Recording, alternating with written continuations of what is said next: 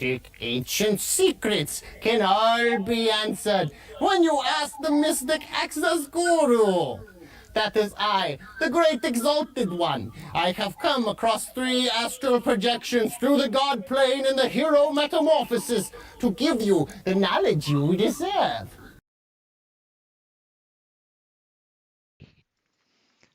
All right, guys. How y'all doing? That's up too low. There we go. So today, I'm just gonna say hello to people first. Ender and RT96. Good to have you here. Glad you can make it. So I guess QE is going to set the record straight about the book, about Nathan Oakley's book. So this ought to be interesting.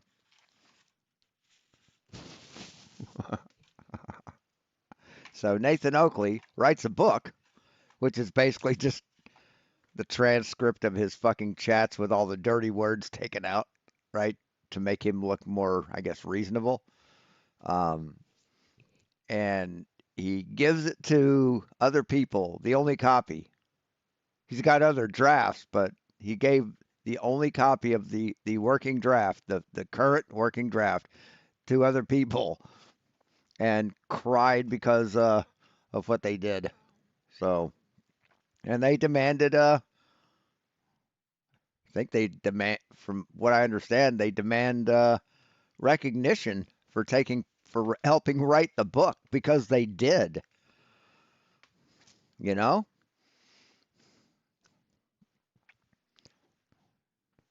So yeah, he should be starting here pretty soon. The whole group's just a bunch of clowns. They deserve everything bad that happens to them.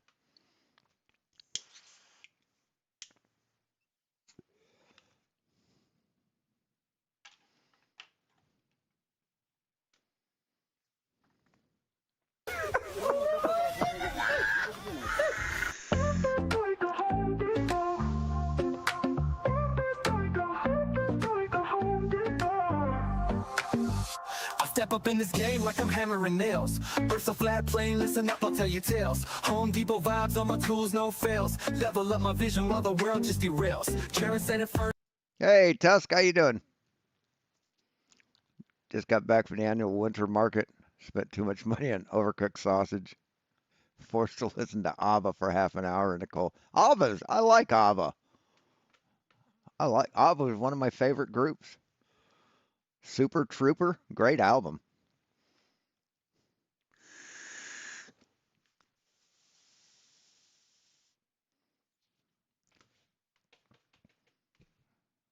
Yeah, yeah. Who should get credit for copying fucking transcripts down? It's fucking just instead of, well, no, I'm gonna have to pay my wife to like do more work. What? Your wife is charging you to help you write a book? Are you kidding me? Sounds like his wife's more fucked up than he is.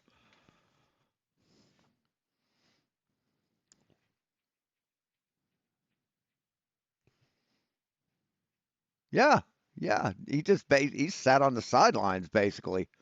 Nathan did. Let everybody else talk, and he just screams at people.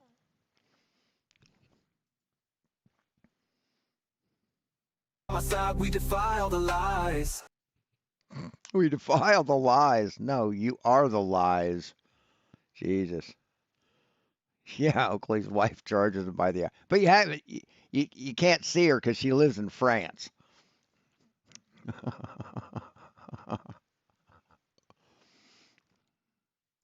We had that kid in school. Yeah, I've got a girlfriend. You can't see her because she lives in Canada. It's like, okay, whatever.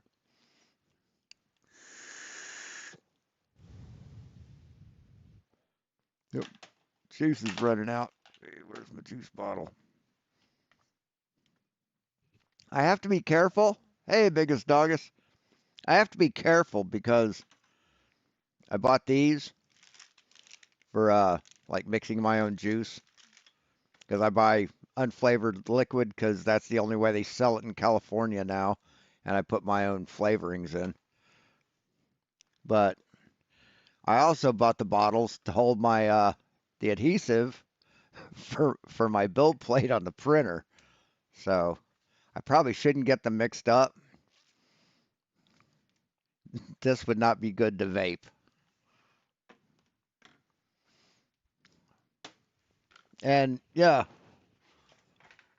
it only takes like 1 or 2 drops to to mix up or to use the adhesive, and I've got this much. I made this much. So I'm not going to run out for a while. Anyway, it looks like it started. And precision and predictive capabilities. Like, it's amazing what we do on the quantum scale. Quantum mechanics is beyond retarded. I think quantum. No, it's still bullshit. Yeah, I've got him muted. Of science in the I guess history we of can play him. mankind. Quantum mechanics is beyond retarded. I think quantum is the most impressive and precise and advanced Quantum mechanics is beyond retarded. field of science in the history of mankind. Quantum mechanics is beyond retarded. Quantum mechanics is a real field of science where we do scientific experiments. It's probably the most precise science known to man. Quantum mechanics is beyond retarded. It's amazing what we do on the quantum scale. And we're off. As usual, if you'd like to support this channel, there are PayPal and Patreon links. And Yes, you are off. throw it on over to Discord to Bet. Kind of like 4-day-old milk. Back from the past. Betty. Yeah, just for a short while, right? Yep. Yeah. Like 3 years. No, I'm back for a short time. That's what I'm saying. Yeah, I know. I heard what you said, and that's for 3 years. 3 more years. Yeah, I had it muted because I didn't want to hear his fucking intro song. Just horseshit AI Didn't slop. sign anything. What's with people saying that you've been hired and you're fired? Well, you were hired. I guess technically you weren't hired. Wasn't I? I don't think so. I think it was a stalking episode. So I won't get any money? I don't think we agreed to that. Huh. Okay. Well, let's see what I can do for today. So, why am I back today? Yeah, why the heck are you back? There's a link to the live stream if you guys want to go over and let them know what you think. Back here. Yeah, the thing is that I disappeared because I had some live events. My dad died, and after that, my mom needs more attention in the evenings. I didn't want to leave her alone, so I don't have the time to be on shows on Saturdays and on Tuesdays. That's basically why I'm not here. By the way, I found it to be a little bit tedious, and I wanted to move on to other topics too. And so maybe it was a good thing something happened Maybe it to was. change things up. Oh, they Things- coincided with. I got it. Yeah. Yeah. Not that I didn't. Repeat after me, QE. Wow, I'm sorry to hear about your father, Betty. Are you kidding me? Listen in from time to time because you guys Jesus were Christ. still on shows, and I liked it. And sometimes I just tuned in and you shouted out my name, and I think, hey, Hey, why are you doing what a that? coincidence. Or you might be doing this at any other like 5 minutes. Hey, shout out to Betty. Well, And yeah. is this your new thing then, Betty? Investigative journalism that you're going to do tonight? Investigative journalism. Wow, what a creep. Seriously, man. Just no morals. Nah, no, not Just particularly. no- But I do No like ethics. to get to the truth and to see if I can, well, get questions asked that people might like to hear you answer. So that's what I'm basically here for. I'm trying to interview you guys first QE and then you, Adam, to see what happened and why it escalated and how it's going to be resolved, or is it going to be resolved? All that sort of questions. So I thought that might help to have like a somewhat, not that I'm biased, I am biased, I have to admit that, but I'm trying to be as much as I can to be the devil's advocate and see if I can get you answer the hard questions. Hard questions. Hard questions. Hard to answer questions. Did you give us the hard questions yet? No. Did you feel that? You felt a question that was hard to answer? No. I'm just thinking of the people sitting out there that maybe this is contrived. Let me assure you, it's not contrived. She did not give us the questions she's going to ask today. Just in case you were... Oh, sorry. Forgot to do this. Just so you can see the idiots. were wondering. But you did preface it that you weren't going to answer every question that I asked. Well, it depends on the question. Yeah, like your PIN code on your Yeah, you do have a point, Tusk. pass, for example, to get money. You won't answer that, right? PIN? Run that by me again? We have a PIN code on our passes when your bank account passes, right? You won't give that to me to get money. Oh, I got you. Yeah, that's a Netherlands. That sort of questions. Is that a Netherlands Dutch way? He'll Oh boy. Apparently. he'll just be questioning your questionable questions the whole time. I like that. I like that. Yeah, we're going to try to keep it light here. It's difficult. This is a somber situation, and friendships are going to be lost today. So who are we having here? I love it when rabid dogs rip each other apart. It's so awesome. I don't take that lightly. Yeah, I do too, Westside. Hey, good to see you. So, who are the friends here? We got Adam here. We got Brian. We got Flatsy and you.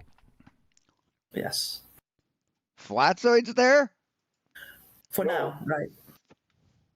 Hey, Brian. I thought Flatzoid wasn't part of the cult. Part of their cult. Hello, everyone. I say good to be here. Right? Sorry. Go ahead, Brian. I just say I say good to be here, except for this is not an enjoyable endeavor. Nope. I think that everybody is sad when friendships are broken up, or that there is some issues that breaks them up apart, right? No one's lost here. No one's lost here, One Deck. Make no mistake about that, son. Okay? It's your nonsensical bullshittery. You're gonna piss me off already. Gonna piss him off already. Oh, don't. Please don't. Lost. I'll give you lost already. If I'm lost, you're Helen Keller. Go on, Betty. I think it's best not to interact with the public right now. Sorry about that. Right? Sorry about that. I looked over. I'm not usually in chat, so. I understand, but it has no use right now. I mean, these people have they didn't heard learn only anything, one side they have heard only one side of the story, and if they can't be like open to the other side, right? There's no sides. There's only the exactly. There's only the truth, and that's what we try to get at, right? If you don't listen to everything, all the attributes of every argument that I've been trying to teach you for about 8 years, and then you make a conclusion based on ignorance. The irony is just... I mean, haven't you learned anything? You're going to have to ask yourself that question, right? Critical thinking? Not critical thinking just yet. It's just gathering all the facts and then make a conclusion from those facts. If you don't have all the facts, And then you're going to have to identify what actual facts do you really have, and then make a conclusion. What are you, a baller? Yeah, That's what I meant with the two sides. I know that I don't like those words, but there is a side to this that people didn't hear yet. So okay. it's not that we're siding to one side, but it's there's another side to the discussion. There's another side of facts, right? That we need to get clear. Well, I Right. would say that there's already one side that has not been factual. Okay. Yeah, funny that, RT. Funny that. Hey, the Lost Shadow. Well, we could Get to Yes, that. what truth? Yeah. So, are we ready to begin? Yeah, go. Okay. So, it's just you and me, Kiwi, for this first part, right? Just like in the beginning. Exactly. So, the first question that I have for you is, why are you a YouTuber? Why am I? You guys made me do it. How? Well, you put the pressure on me because from the beginning, to be honest, I didn't even really think about it. Right. And then people started putting pressure on me. I think it was you and Nathan. You first. Why don't you have a YouTube channel? Get a YouTube channel. Nah, I really No, I don't. never said that. No. Yes, you did. I wanted you to have a platform. That's what I said. And that's why I made you a Discord server. You did make that Discord server, didn't you? Who'd you make it for, I by did the way? that for you because that was in my abilities to do. Who? Say that again. Who did you make that Discord server for? For you. I was wondering. Okay. I did that because I wanted you to have a platform. Back in the day, because we know each other for like 8 years? Longer? 8 years? Maybe a little bit longer. Somewhere. Yes, if you've learned anything, you've made some very poor decisions. You need to reevaluate your life. Absolutely. And because we were writing in the comments underneath these shows that the people put out the hangouts and stuff, and I followed you around so that I could see what you were writing. And you were wondering how I could do that, how I could track you. But that's not the point. The point is, I thought that you were asking Nathan for some money so that you could basically get by, and that he therefore gave you ball busters. No. That was strange. How did we get there? Well, that's what I heard Nathan say, that you came to him on a time that you were in money distress, and you basically asked him, "Hey, No. I want half of your revenue because I put in a No, lot of work." that's a damn lie. I never said that. That never happened. Prove it. Okay. Prove it. Yeah. Okay. Well, I heard Nathan say that on one of the shows. That's I wanted Really? to put that. Yeah.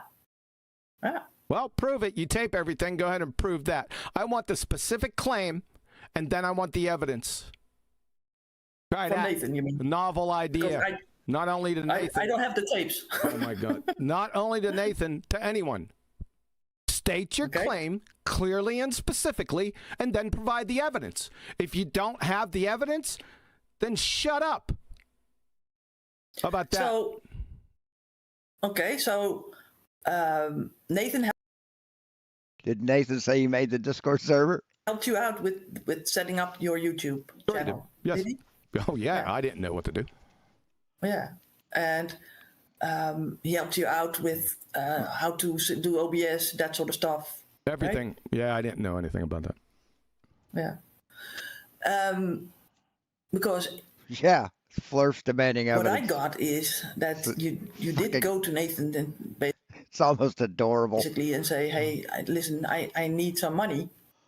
I remember that back in the day. That you said that. I need some money. And that you basically going to go to it to say, "Hey, listen, I put a lot of like presentations up," because you did do a lot of presentations on Nathan's show, didn't you? No, you misremember. No, you didn't do a lot of presentations on Nathan's show? I never said I need some money. As a matter of fact, I wanted to not monetize the channel. We were sitting in here and I said, you know what? I don't want to monetize this. Make all videos to 0. And Nathan was like, I don't think you should do that. Now, this wasn't specifically with Ballbusters. This was... So he's never needed money? Let's go oldest. Kiwi PC-a-thon. This is the 7th oldest video on his channel. So this is 6 years ago. So yeah. Specifically with the channel. He remembers that. I told him that. So I don't know where you're getting this money crap from. That never happened. Okay. I don't know. So maybe here. Ballbusters was there, right? Nathan gave you Ballbusters? No, it was 50-50 split, but he decided, well, since I'm having it on my channel, I'll just... Say you never monetized, but look, you've got PayPal, GoFundMe, yeah. Even back then, man, you had a PayPal account, so keep it on, because our channels, my channel was just a mere extension of his. We were in the same group. Didn't matter. Yeah. So how did you get on Nathan's show then? Because I know that I pushed you to a little bit to go on there because I heard people have arguments there and it didn't make any sense. And you had like a whole lot of like flat earth proof already. And sure. You had that on Catexis's channel, I think. No. And you were on different hangouts already, and you never went to Nathan's, but he was just opening up his flat earth debate shows and stuff. So how did you get there? Did you jump in at some point? So it was Robert Pisano first. Me and Robert were doing some things for about 6 or 8 months before Robert ran into some problems. And then... See, now if Nathan Oakley was smart...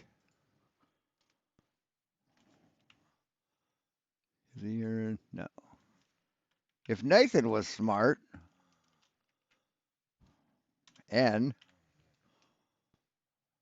he'd be streaming live and covering this as it happens. Mr. Cheswick with where's... So he could give his own damage control. But Nathan isn't smart, is he? So... hooked up with Cathexis. I mean, that's what I'd do. Not too long after that, as you already know. And then Cathexis disappeared. I don't know. That was about 8 months too. 8, 10 months, somewhere in that city. I don't know. I don't remember. It was a long time ago. And I think, because like you said, I used to comment beneath videos after the Wild Wild West was over. A lot of people don't know what that is. We talk about it every now and again. But anyway, I guess I was underneath a Nathan video at that time, and I think it was M. Scott Veach who posted a comment, and I commenced to eviscerate him, as you know I usually do. And no, you don't. You know you don't. You little fuckhead. I think Nathan seen the comment, and then he contacted me. Did you call him a pretender clown? Is that what happened there, Quantum Eraser? Did you call him a pretender clown and a numpty? Maybe throw in a dipshit on there? Or I contacted. I don't remember. that. Mm-hmm. So, jumped on the but show. you ended up, yeah. But you ended up doing presentations on his shows. Yep. Yeah. So you brought a lot of new stuff to the table, basically. Could say that. No, he didn't. Yeah. Never has. So, and after that, after your YouTube channel, you were also in other platforms like on Discord, but you also made a website. I did. When was that? A few years afterwards. It was right around the Black Swan. And that was when again? 2020? Yeah, it was after the Black Swan came out, so a couple months after it. Yeah. Okay. Well, we had a web administrator offer his services. Yeah. And he did that for basically free. Only the some of the costs that it takes for a website to come up, right? To Yeah, URL. yeah, at that time, not anymore. Shout out to Davey. So you had also Teespring. I did. Does You know that what? That's too funny that you would say that. I haven't checked that. I haven't checked that for like, I don't know, a year and a half, maybe 2 years. I don't even think I had the password for that site anymore. But yeah, did Teespring, did a couple things. You did most of the design work on there. Mm-hmm. Yeah, under your supervision. That was a lot. That was a lot of fun. It was, yeah. Never had a single argument. On different colors we did, yes. It was really fun. Isn't that the shining star of our relationship? I mean, no arguments or anything. I think that would be the lie if we. Yeah, I don't know what happened to Scott Veach. He's not been in a long time.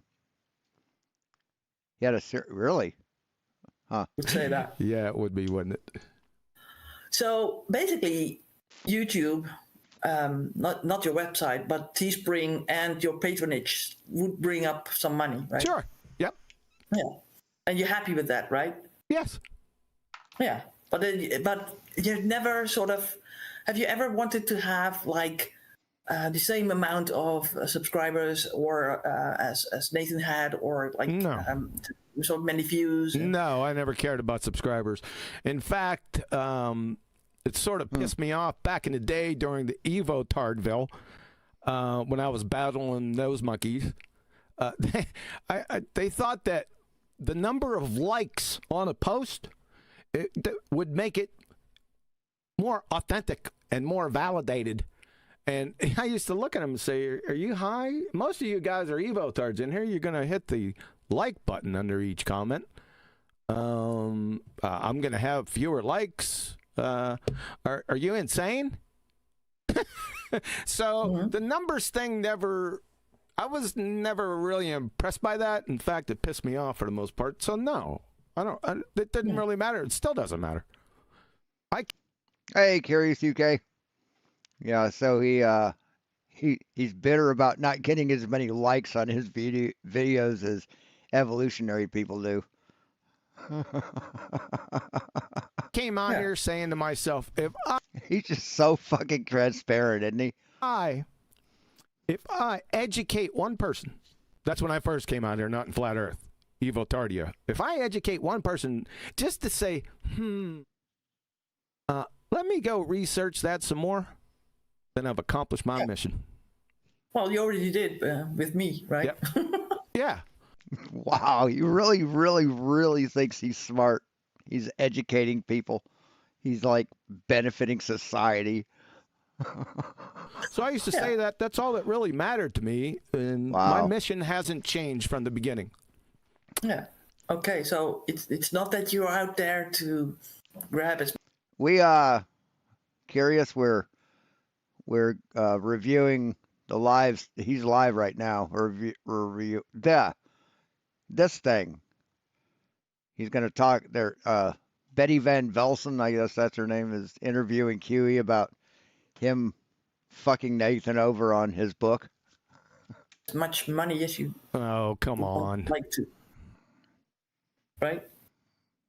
You think? It's not that. Yeah.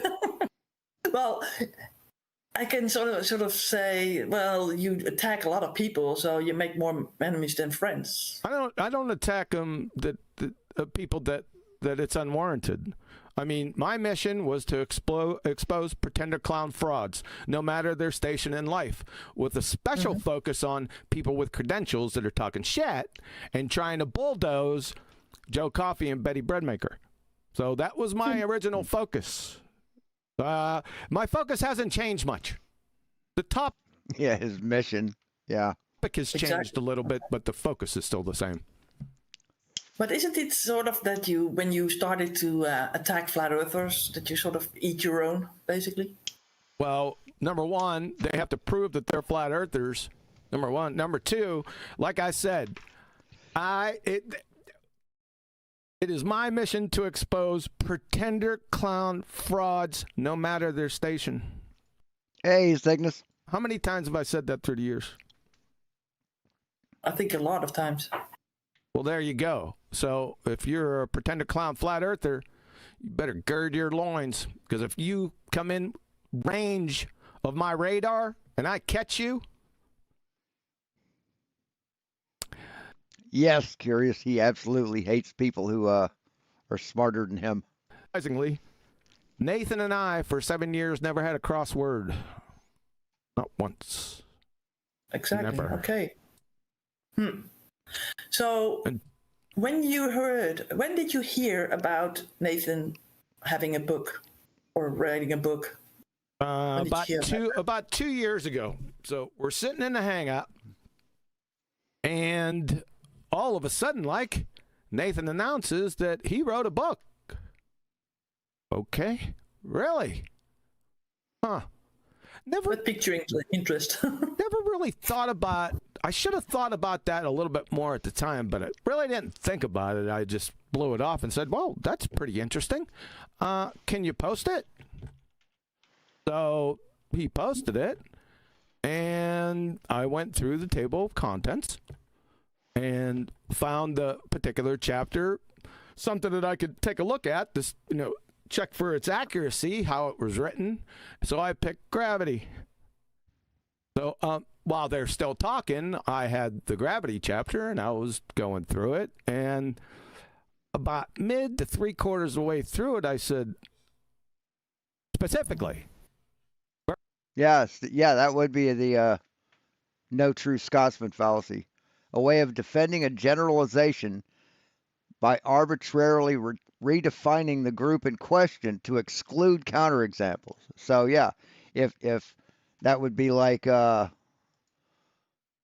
just excluding what Jaron and Austin Whitsitt. Oh, they weren't really flat earthers at all, because they found truth. It's something like that. Verbatim. This is horse shit. Yeah. Or those group of flat earthers don't agree with what I'm saying, so they have to prove they're flat earthers.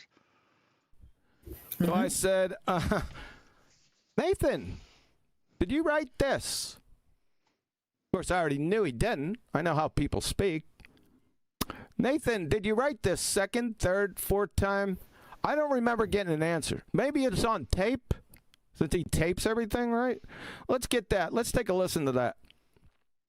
Right? So I told him after that, I said, you can't publish this. You can't do it. It's an embarrassment. Right? Let's do it. Let's do it right. Let's make a book of the ages. Yeah. Something to that So Kiwi inserted himself into the process. effect. That's what I said at the moment. Yeah. So he said, you can't write that alone. You have to have me help you write it so I can get the credit and the money for it. Right? Nathan say? Not much. I don't know. Not much, but what did he say? I don't know what I don't remember what he said. All I can remember after it was 2 years ago, so a lot of things have happened since then. And I'm not into remembering just minutia. Yeah? Or from one day to the next. Random access memories kind of full. So, but this is on a tape that Nathan, because he usually runs the tapes or the recordings in the after shows, right? And when people get together. Yeah, well, he's always told us ever since the beginning that he taped everything. So I'm sure this is somewhere on a recording. Yes, people are. I'm assuming so. Okay. And what happened next? I don't know what happened next. All I can remember. Yeah, I don't remember. It's too specific. Go ahead. Do you want to say something? Yeah, I want to sort of redirect the question or make it sort of easier to answer. So you basically said that you can't publish this. This is bogus. This is not good. When did you start with the correcting of that text? The correcting of the text. I never wanted... describe it a little bit different because I want you to basically say what you need to say about that. Well, it wasn't only me. I mean, it was everyone in the group. Obviously, Brian's there. I don't know if Brian or Adam was there when I said that, because sometimes Brian would be there, Adam would be there. I wouldn't be there during that time. It wasn't like back in the day when we were there every day, right? So I can't remember who all was there at the time. So 5 days ago, Nathan had a video live getting ahead of the book spin. So that's an hour long. Time. All of a sudden, I remember us sitting down. Brian, Adam, Nathan. That's all I remember. There could have been, like I said, there could have been more people there. Okay. And the idea was to go ahead and fix this book. I'm not sure, RT. Not sure. Yeah. Okay. And where did you start? Well, I told him right from the get-go that it would be impossible to go ahead and try to formulate this already written book. It would be like handcuffs in quicksand, right? Because you can't, it's hard to make something coherent that's not coherent, right? You just start over again, right? And I stress this, and listen, play the tapes. You're going to hear me say this over and over and over again. However, I was outvoted, right, for whatever reason. So I said, okay, let's go through the tough slog and let's try to rewrite this with the text already in it. Yes, Flat Earth Debate, Reg Rhetoric versus Betty Van Velsen, 8 years ago is when it took place. Okay. It sucked, right? And who did you write this with? Did you type it up? No. Okay. No. So how did that happen? No, Adam was the scribe. Adam took over. He took over writing everything while Nathan recorded it. You call him a scribe? At that moment, yes. Okay, so did you have like Nathan say, "Hey, listen, you want to help me out? I hire you as my editor." No, that never happened. No, there was no helping out. Now, I don't know if I said if it came down to me saying, "I'm going to help you with this book." I don't think I ever said that, but. It notwithstanding, that was my mindset. So you just said you did. You said you can't write that. You need to have me help you. That's what you just admitted to like 5 minutes ago. You follow me? That's why I said from day to day when he talked about remembering things. That I can't remember things 6 years ago. And I said from day to day. You can't remember 5 minutes apart, man. What was your mindset? My mindset was to help create a book for the ages on Flat Earth. I think that means you help him write it. We, when you say we, exactly, polish Nathan's turd. We could do it. From the experience that we had inside that room, that was well, I mean, he's constantly telling Nathan his shit doesn't stink, so he might as well be polishing it, right? Attainable. Now, it was going to be painful. But it was attainable. I knew that. Arwen is on Grindr or something. I don't know. He's on some other website. One that has more freedom of speech to it. So that's when we started. And we started going through, this is very important, Nathan and Chuck's book. Yeah. See, there's 2 books. Ladies and gentlemen, if you weren't aware of that, this is sort of a bait and switch issue. 2 books. So, what was the title of the book that Nathan? Let's go and take a look at it. Here was the book I was presented. Flat Earth Housekeeping Questions Deflate the Globe. Pseudoscience and Logical Fallacies Exposed. Nathan Oakley. Okay. Flat Earth Housekeeping questions deflate the globe. Pseudoscience and logical I know Flatsy is Flatsy Klein, not Flatzoid. Okay. fallacies exposed. Nathan Oakley. Is That's this it. what I see on Discord? Is that also on this show? Yes. Okay. All right. So that's the book that Nathan. So it's basically just like his fucking intro. Oh my god. So funny. Came with. Yes, this was already. Fucking enlarge that. Who is Nathan Oakley? Here, I gotta read this. Hold on. Who is Nathan Oakley? The publisher's introduction. Living in Narnia. Science has been hijacked. These are the chapters. What are the housekeeping questions? Is there any evidence to the distance to the sun? Any signs of axial rotation? And it just goes through them. Oh my God.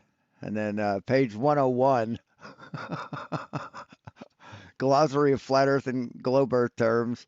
115 heliocentric astronomers and mathematicians. Wow. Okay. Completed. This is the completed copy that was posted. So Nathan has that book. This is Nathan's book. Nathan and Chuck. Okay. They even have a copyright. They have a copyright on this book. It's right here. Mm-hmm. Yeah. So how much of the book have you read? Of this book? Yes. I mean, it's only 100. It's only 111 pages long. Holy shit! How it's like it's about an hour read, and it's all double spaced too. So. Well, I read the gravity chapter, and then we read the first couple chapters in the beginning. We went through them. They were taped. I can remember back in the day, how we'd do it is we'd read out what Chuck and Nathan wrote, and then we would. Yes, Rumble. I meant Rumble. Make our corrections, and we would say, well, Chuck, listen up. This is what we want you to replace this with. That's how it started. Oh, that's tedious to do, right? Oh, yeah. Yeah. Sure. Yeah. Every other sentence has to be corrected. Yeah. Yeah, page 2 is blank. That's how it started. Page 4 is like just half of it. Yeah, it was painful. I told them from the beginning, I said, it ain't going to work, but okay. Let's try. Let's go this route. What was the book? How did it sort of? Was it about Nathan? Was it how much is it about Nathan? Sure. It was about the show, Nathan and the show. Okay. Well, this book is Nathan and the show. Yes. Yeah. So his journey through flat Earth, basically. Yep. Right? And Chuck was one of the authors, obviously. Who is Nathan Oakley, the publisher's introduction? There you go. Okay, who's Nathan Oakley? I got to see this. I'll read it. Nathan Oakley is the founder of the most substantive and far-reaching YouTube channel of the day, a channel that destroys the pseudoscience of heliocentrism 5 days a week with a panel of experts whose unrelenting insistence that globers prove their claims exposes their lies, misrepresentations, false assumptions, and logical fallacies. Nathan's YouTube channel is Nathan Oakley 1980. This is in a book. And he has a second channel entitled Nathan Oakley. The first channel was launched on July 27, 2010.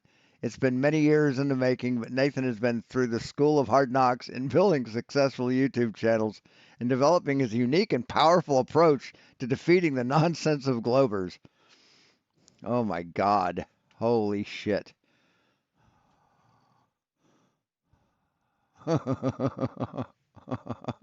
Don't let see too much because they might be also like.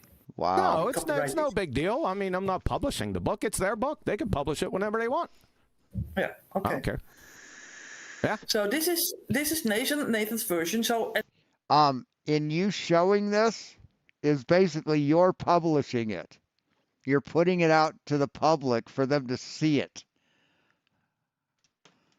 At some point, you and Adam. I think since it is copywritten, I think you may be dealing with some legal issues just doing this.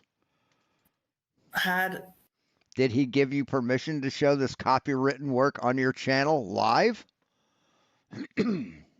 Sort of decided to begin a new book. But finally. What is the name of that book, and who came up with that? Well, it had a different name. We weren't that concerned about the title of the book at that time. We were more concerned about the content of the book, right? And we were tired of sludging through the friggin' hedgerows. We wanted to get into some broken field running. So they finally acquiesced, right? And we started to write a new book. Right around chapter 3, chapter 4, somewhere in there, we said, "The hell with this. Let's go ahead and rewrite everything. Let's do it right." And how long because you said this started 2 years ago. Yeah. How long after the beginning of that did you start a new book? Yeah, I can't. It may be a couple months. Don't quote me. Okay, on not in the end, right? In the beginning, near the beginning. It was, yeah.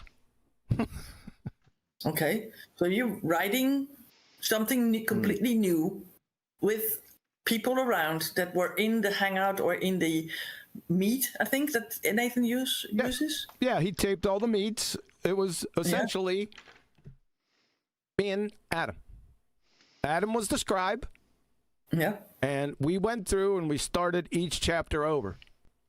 Okay, right back. What did you do specifically? Hounded Adam.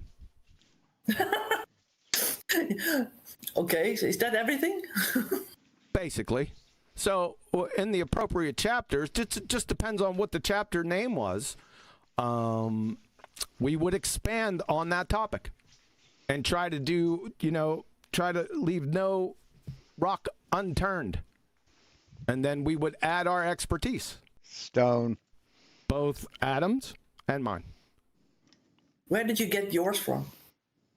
It depends. I got files upon files for years and years and years. However, I could see 4 files and healthy never chunk mind. Came from my website.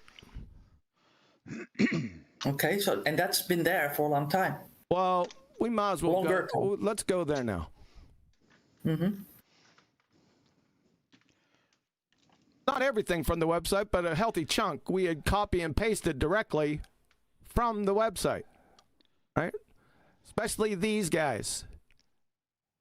Flat Earth proofs. Not all of them. Look at this website, man. What do you do that with, like HTML4? Healthy chunks, obvious, Black Swan, Flight. I don't know if we used the Bolivian salt flats. I don't remember that. Or the Block 1. Definitely Coriolis and No Vacuum of Space, obviously. And various other ones. I would like to direct everyone's attention. I mean, this is all well and good. Yeah.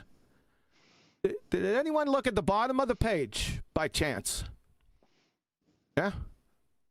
It says 2015 to 2025 Globe Terminator, copyrighted. Terms and privacy. Copyright infringement is punishable by fine and imprisonment. Yeah. Intellectual property notice, certificate of copyright, and copyleft license. Yeah. Let's what go does to it terms. mean exactly? Let's go to terms and privacy. Mm-hmm. Give me some latitude. Yeah. Terms of use. This is very interesting read. Effective date, April 9th, 2020. Welcome to the Globe Terminator website. Access to and use of this website is subject to acceptance of the terms and conditions below, which include my privacy policy. By accessing, using, or obtaining any content or services through this website, you agree to be bound by these terms. If you do not accept all of these terms, then please do not use this website. Intellectual property. This website is the sole and exclusive property of Globe Terminator. If everyone is confused, that'd be me. Globe Terminator. Globe Terminator. I love it. And its licensors retain all right, title, and interest, including all copyright, trademark, and all other intellectual property rights in this website. Copyright 2020, all rights reserved. Shout out to Davey, my website owner. Thank you very much, sir. Luckily. So he has a copyright and a copy left. on the website. So the copyright says nobody can use it, but copyleft is a legal technique that leverages copyright law to ensure that creative works and their derivative versions remain freely accessible and modifiable. Luckily, this is his. Luckily, he.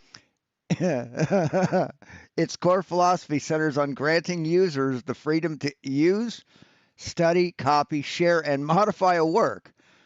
A fundamental condition of copyleft is that these same freedoms must be preserved and passed on to subsequent derivative works. So he's saying you can't use it, but you have to be able to use it.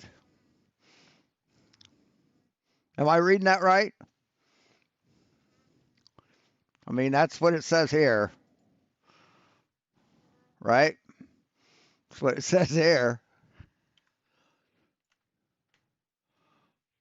And this is intellectual property law, legalclarity.org. So it's copywritten and copylefted. So just like QE's citations, it completely contradicts itself.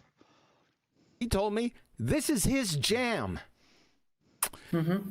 Nothing contained on this website shall be construed as conferring by implication estoppels. Don't really know what that is. Or otherwise, any license or right to any copyright, patent, trademark, or other proprietary right of Globe Terminator. That'd be me. Or any third party to any users of this website. This website and the content provided on this website, including but not limited to audio, video, HTML code, buttons, graphic images, and because that's all it is HTML code. Text may not be copied, reproduced, republished, uploaded, posted, transmitted, or distributed in any way without the prior written consent of who? Globe Terminator. That'd be me. Except your copyleft completely negates this. Except that you may view, download, copy, and print one copy of material and graphics on one computer from this website for Yeah, he trademarked intellectual property owned by a fucking studio. Your personal, non-commercial use only, provided you do not delete or change any copyright, trademark, and other proprietary rights of Globe Terminator. That'd be me. That'd be me. All rights not expressed. I'm the Globe Terminator. See the picture? See the name? I gave that to myself. Granted herein are expressly reserved. Yada, yada, yada. I mean, he really thinks he's fucking intimidating, doesn't he? He really thinks he's some kind of force to be reckoned with. But he's just a pussy. He's a cowardly little bitch is what QE is. Okay. And since when is this active? This is acted in when he copyrighted in 2020 or 2019. I'm sorry, 2020. Right there. 2020. Yeah. But if you brought it up and you brought things to the table and said basically to people use it, how is that possible then? People, they can use it. Did you just read what I... You want me to read they this can't again? publish. You can't publish it in a book. Exactly. Can't make money out of it in a way, of a sense. Yeah. Right? That's basically what it means, right? Yeah. Okay. So when you go to the flat hold on. Okay. Let's focus here because this is very important. So, there are two books. You have Flat Earth, Housekeeping Questions, Deflate the Globe. This is written by Chuck Berende, the publisher, and Nathan. That is his book. This. Mm-hmm. Yeah. Okay. Yeah. There's another book, ladies and gentlemen. That is called Welcome to Flat Earth. The ultimate Flat Earth reference. Yeah. That. I was about to say, it looks blank. It's not. Who came up with that title? You know what? I can't. It wasn't the original title. Welcome to Flat Earth. Is that in his website? I'm gonna have to read that. After we scuttled Chuck's book, Chuck and Nathan's book, The original, that title was All Roads Lead to Flat Earth, the ultimate flat earth reference. That was the name of that, but we changed that. Somebody came up with, well, it was chocolate. It was chocolate back in the day on Discord. He came up with Welcome to Flat Earth. Oh my God, he fucking just, he bought that. Did he buy it? Did he actually buy it, or did he just take a screenshot of it and then put wings over it so you couldn't see the fucking Shutterstock part? Every time would crush a. Looks like that's what he did. Is he fucking copied, took a screenshot of this, and then just put these fucked up looking flame wings on it. He's such a clown. Baller. Mm-hmm. So essentially, it's chocolates. Right? Yeah. So, yeah. So this is the final title, right? And then So if you go, hey, Lindsay. Can you go back to your website and where you basically have the flat Earth proofs? Why are we going back there? Because I want to ask you something. That line of those arguments, you had most of them back in 2018? 2016. Right? First 10 days I was out here, I completed Flight. Which one? Yeah. Flight, Bolivian Salt Flats. The EASSM Block 1 I got off of, he was a Navy guy on another channel, but I expanded on this, right? Yeah, so it's there his, it is. But my expansion, well, we can always talk about that. I did expand on it, though. Made it more complete. So we can disregard that. I don't know if it's in there or not. Yeah. So, Flight, Bolivian Salt Flats, ESSM Block 1, Coriolis, and No Vacuum of Space. These were all completed in the first 10 days I was here. So May 15th, 2016 May 25th, So either he completely, well, I'd have to look at his fucking, I'd have to look at his thing. 16, these were completed. These are already done. I know that I was on the Nathan show one time. You forced me to, remember? Yeah, I did. And nobody knew what Coriolis exactly meant. And I said, you need to go and search out Kiwi because he knows exactly how that Coriolis thing works. Sure. And there's a great argument for that. So I know. That. Yeah, I know that. Nathan's already admitted he didn't know dick about it, and I taught him it. Along with natural science, everything in natural science and Coriolis. That's been already spoken about many times. These are not basically the housekeeping questions that Nathan usually. No, but they're attached to the proofs inside the book. And so you rewrote it in the book, or wrote another book? Under the appropriate chapter, under the appropriate subject, some of these arguments fit like a glove. Yeah. So you were writing towards a book that was meant for Nathan. We were writing towards a book that was meant for Nathan? Yeah. Yeah, you wanted helping him to get a book out using stuff that came out of these arguments you already had on your website. Yeah, I was going to give it to him, yeah. Yeah. Okay. So did you not ever brought up, hey, listen, I'm going to invest a lot of time, a lot of effort, and a lot of my own material. No. Why didn't you? Because I didn't know that at the time. What? No. No. I didn't know that at the time that I would be spending the next 2 years doing it, Betty. Okay, but the time evolved and you never came up with it. Why did you come up with it when you came up with it? And I never came up with it. Came up with what, Betty? When did you go to Nathan and said, hey, listen, I want to be on the cover of the book and I want a percentage of the upbringing of the Somewhere book. in the vicinity of October 5th, 6 weeks ago, somewhere around there. Why then? Why not? Well, why didn't you do it earlier? But, yeah, I mean, come on. Don't play around, Bush. Stop playing around with you, Sunshine. Because relax. Right? What a sunshine. Shut the fuck up. We got it. I relaxed. Fucking It's your book. clown. Let's No. relax. So yeah, but the question was incoherent. Why then? Ah, shut up. Why then? Because it was then. That's why. No. Yeah. You know that I said to you back in the day when you were doing a lot of stuff on the book, because every week you were having sessions, right? Maybe multiple times in the week. And I said, you are investing a lot of work on this. Why?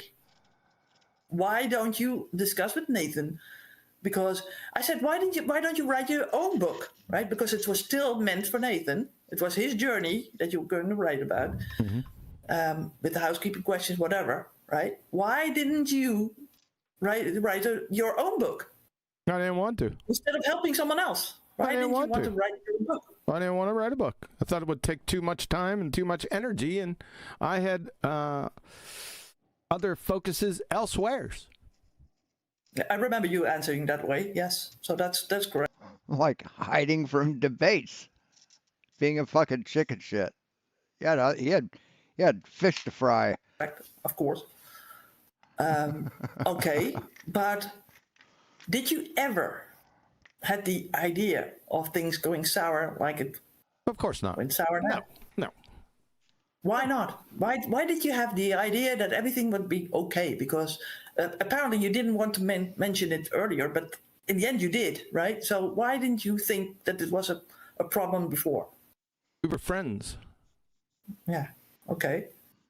And what is a friendship for you? What does it mean? Pretty important, especially after a lot of years. I would put it at about 7 years, somewhere around there, probably a little bit more. That's kind of important to me. Yeah. So what does a friendship mean? Come on, Betty, get him to cry. Get him to cry. You know, friendship mean to me? Could we get to the specifics and the facts of the argument? I just want to establish what a friendship for you means, and when does it break? When does it sort of come to an end? Yeah, the meaning of a friendship doesn't have anything to do with this topic. Yes, When it did does. The meaning of friendship to a flat earther is, if you ever disagree with me, we're enemies. friendship break? Somewhere in the vicinity of October 5th. And why did that? Yes. So Adam and I had talked previously. He went on his vacation. Before he left for his vacation, he brought up some concerns that he had, and I said didn't like those concerns because I know Adam is a man of principle, and principles will overtake him, and things will go south. I thought that they were going to go south. That's exactly the way it happened. Oh, hey, breaking news. Adam is a man of principles. So I waited till Oh my Adam God. got back, and I said, "Listen, They're let's just go ahead so and they're just so full of themselves. make a meeting with Nathan. After all, we wrote the book. That is, Adam typed it, every single word, by the way, because I was there the whole time. He typed And he every saved it single- on his computer that later got stolen, right? Yes, he saved everything on his computer. He would drop parts of the book off in mutual. See, this also happened with the Skype and team turnover. This was a train wreck because Adam had lost some material that he posted. He can get into that. Let him talk about that. That's not up to me. It was a cluster screw. Believe me. Thanks a lot, teams. Appreciate it. Fucking idiots. Where are we at? Sorry, Betty. So you had the book. How did you get the book on your computer? Hey, Max. Well, I got it from Adam. Before he left, I asked him, I said, well, Adam, can I have that book? Can you send that to me? You know, just in case if you die, right? So he had already made plans to save it somewhere else. But I just wanted to make sure, right, that after 2 years of work, that wouldn't go to waste. Didn't like bringing the morbid aspect, but I thought I'd be direct with it. And he agreed, so he sent it to me. Okay. So you stored the book. I did. Nathan ever get a copy of the book? I don't think Adam sent him a copy. I don't think he asked. What did Nathan So according to this, it never was Nathan's book that he gave QE. it was Adam and QE's book. Whole time that you guys were working Right. on this book, what did he do? What did he do? What did he contribute? And the whole time, what did he contribute? He taped every session. And I would say 2 to 4 paragraphs in 14 chapters. He made some stuff with the rock in the hard place, and he had some of his thoughts into Coriolis effect. Okay, and how many hours or times I don't or know. sessions did that take? I don't know. I can't remember. Ballpark. A few minutes for each. Okay, go. And it's a very well done book too, because all the pictures are colored in the lines. So when we hear that Very impressive. Nathan's wife is transcribing stuff, and she comes across Nathan's stuff, it flows easier, and it's easier to I don't know about all transcribe. that. If she is transcribing those taped videos of me and Adam and Brian writing that book, Absolutely, Tusk. I would not publish that. It's called plagiarism. You're not guilty of it yet. Don't do it. I will warn you. So Nathan taped the sessions. You guys were there.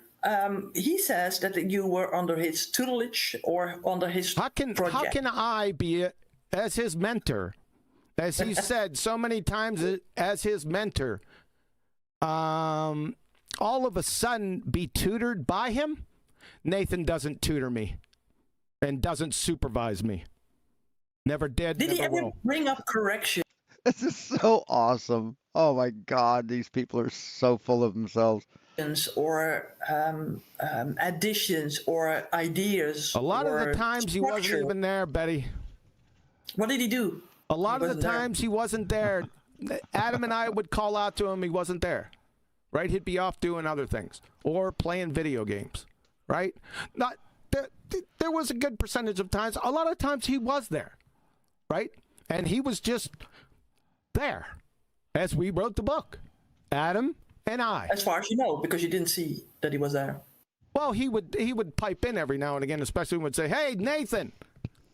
Now, speaking of video games, in Escape from Tarkov, you can have 5-man teams.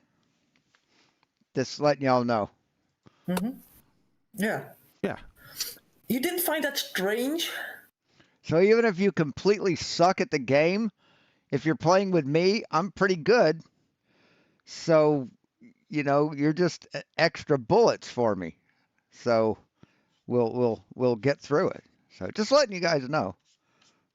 No, we were writing a book. Why not? Because Adam and I were writing the book. And Brian. It's his book. I keep leaving out Brian. I'm sorry about that, Brian. Brian was a part of this too. Brian is a co-author. We should talk about that right now. Because I was under the misapprehension before I talk with it. Brian can't fucking speak or spell correctly. Why the fuck are you making him an author? Is he the one that did the coloring? Copyright. International. He's sort of an international guy, but he was dicey on that. Intellectual property and trademark lawyer. And I was corrected because I had an idea, and I knew this would happen because common sense told me that, I watched Adam write the whole book. Right? And first question, why would anyone want to copy your work? Seriously, man. Why would anyone want to do that? Figured that was authorship. It's kind of not. So the copyright lawyer tightened my shot group and let me know who was authors and co-authors. So I'm just gonna tell you, and he corrected me 3 times because I'm telling him what had happened, what went down on these hangouts, And he says, he's there, stop. He told me, if anyone added an original thought to that book and put it in sentence format, just a sentence, guess what? You're an author. They are a co-author. Mm-hmm.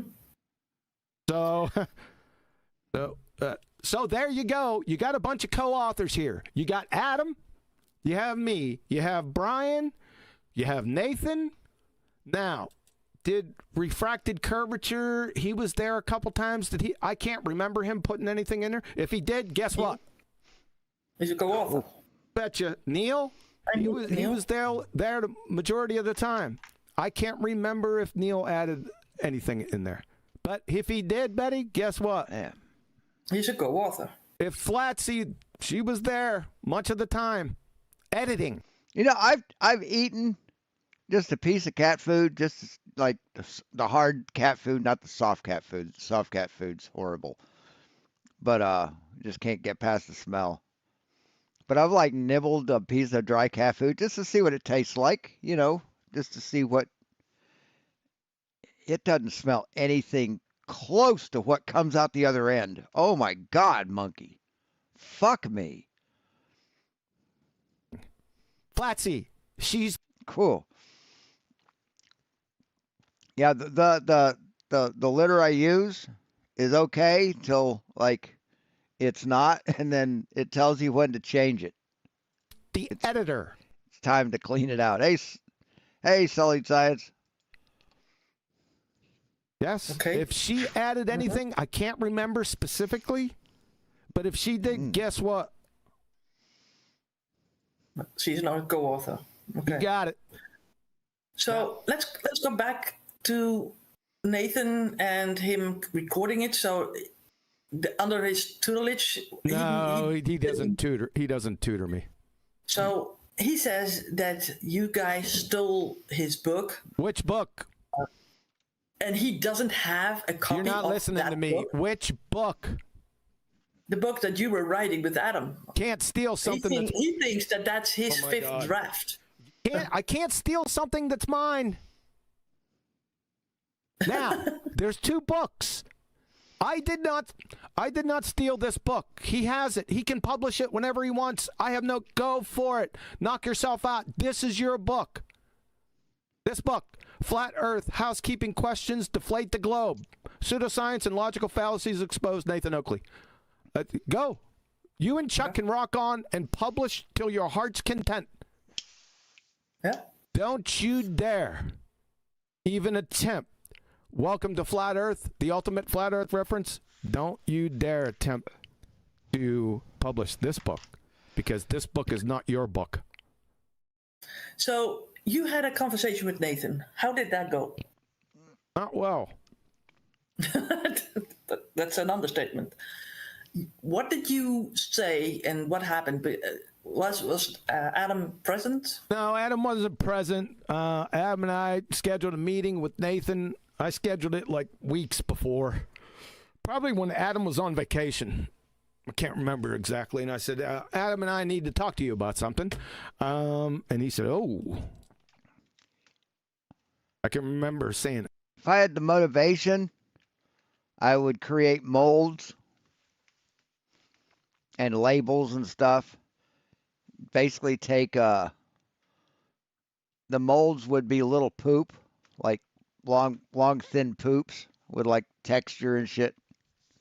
And I would buy sets of crayons and just remold the different colors in the poop as poop and market it as Flurf poop crayons, because like that's crayons are all they eat, so the poop would be crayons. I can't remember exactly. And I said, Adam and I need to talk to you about something. And he said, oh. I can remember saying, oh, something to that effect. So we had scheduled a meeting, like again, I think it was October 5th, somewhere around there. And we were talking. Nathan and I were talking. We were waiting on Adam. And Adam decided that he didn't decide. I know what happened. Teams wasn't working appropriate. Like, you'd type something into Teams, and this happens constantly now with the train wreck Teams, is that the messages won't go through in time. I mean, they'll go through, but they'll be like an hour later. So I'm typing to Adam, come on, guy, you know, let's go. We got a meeting here, let's go. And he didn't come, and I'm not one for patience. And we had waited a long time to talk about this with Nathan. And I decided to tell Nathan myself. Now, I've begged for money, like he begged for money, but not on a major thing, on a major scale. This guy, one month or whatever before Christmas, badgered his viewers for like a good 3 hours till one of them bought him a hunting bow he wanted.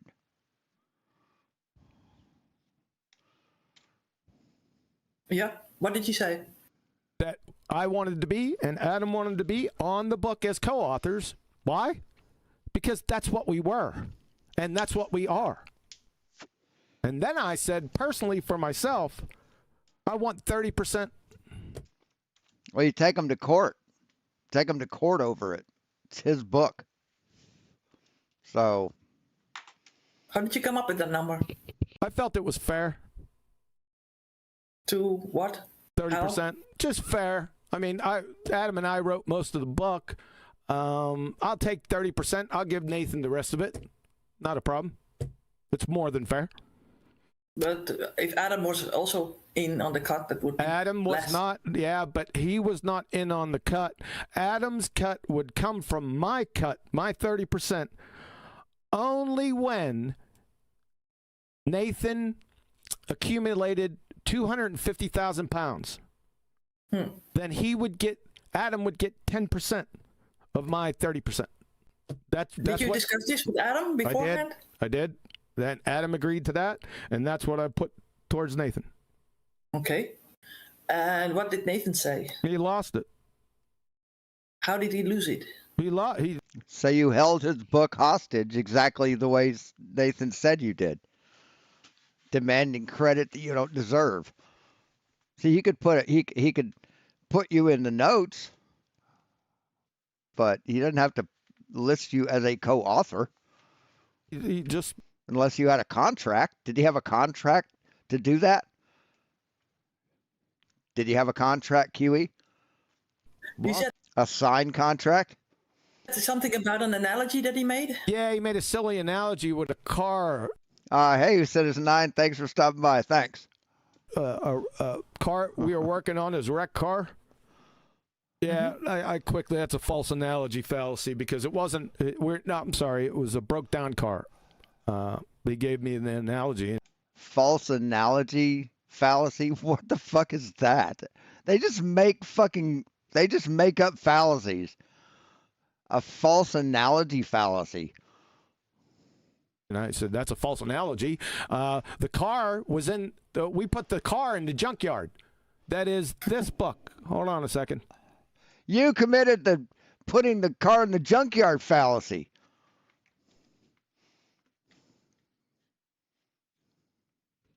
This book. See this? This one? This one died on the operating table. Well, okay. It didn't even make it to the operating table. It was dead before it got to the emergency room. However, we tried to resurrect it. It didn't work. You know what? Black Swan died in the shell, motherfucker. So, just had to add that. So we scuttled it. And more or less, that's what I told him. We threw that car. That car was in the junkyard. We made a whole brand new car. And I told him his analogy sucked. And he lost his mind and hung up. He hung up? Yep. Okay. So you took it upon yourself to rewrite his book. And now you want credit for it? Are you kidding me? And what happened after that he hung up? Well, What time went by? I don't and know what time. I don't know what time, Betty. Jesus. No, yeah, Wow. it doesn't have to be day. But in the days following, what happened? What did expire? Well, it was. I think it was the same day. Sort of radio silence, maybe. It was the same day. I mean, am I hearing this right? Nathan wrote a book, this one. So Kiwi said, "Oh, that book sucks. Let's write a better one." So they wrote a better one using Nathan's book as the basis, and now you're demanding credit and money for it. And you're holding it hostage. Cool. That he wrote me one of his heartfelt messages. I haven't that- been back am to I- look at it. Am I understanding it correctly? About being a Christian, and what I remember was written twice was copyright is king. Copyright is king. Okay. Okie dokie. I got that message. And then I thought about it for a little while. Especially the 30% of the cash takings, right? So I thought about it for a little while. A couple hours went by, and I said, you know what? I'm not hurting that much. I mean, I'm not financially, Why hasn't Kiwi published his own book? Why hasn't he published it? Because he says it's his, right? Why hasn't he published it? I'm not secure as in rich or anything, but I'm not in a hurt locker either. So I thought about it for a little while, and I said, you know what? He's got kids. That kind of turns things for me. So he's got a family, and the kids came to the forefront. I'm not saying I'm Mother Teresa. I got a weakness with kids. We don't need to go into that. And But also friendships, right? Yeah. So because I asked you what friendship is worth, your worth, right? Yeah. So that was part of it too. And I sat there and thought about it, and I said, you know what? I just give up the 30%, right? And this isn't worth our friendship. That's my exact thoughts. Yeah. So yeah. We had a conversation about that, remember? Yes, we did. And I said basically, Those are your exact thoughts. That's not what you said earlier in the stream. You said the exact opposite in the stream. You should have set the terms in the beginning. Yeah. You didn't, right? Yep. And Nathan was under the impression that you were going to help him with writing his book, right? And that he could publish it. We did. And he never, ever lied about the fact that he's a YouTuber first, right? He told you guys That's fine. a number of times. That's not a question. When he says that, I'm going to say this because it's the truth. But he said, I'm a YouTuber first. I'm here for money. That's and fine. I'm a flat earther next, right? That's fine. And that book, and he expressed that in his videos, that his book would help him out to get money, right? He was in there for the money. Yeah. And beforehand, he also had a video out where he specifically said that he didn't want you guys on the cover. And you weren't going to be mentioned anywhere in the book. Well, that's Is fine. Is that why you? He doesn't have the authority to do that. We are co-authors by definition. Every single one of us. I understand, but he did make a video. Is I don't that care. not? I understand, but I wonder why, when he made that video 4 months earlier than you guys coming towards him, hey, we want to be authors, and on the cover of the book as authors, right? Why didn't you come out then and there? I have no idea 4 months earlier. I have no idea what you're talking about. Because there was a video that Yeah, you Nathan already brought said out. it. I don't know what you're talking about. Okay, well, he expressed it. You could have known. I could have known? You could have known, yeah, because if you asked it in the beginning, you would have known That's that the even hindsight. if you... No. Let me speak. Betty, questions, not your take. So what did Kiwi say a co-author was? If you even write one sentence in a book, you're a co-author? That's what he said, right?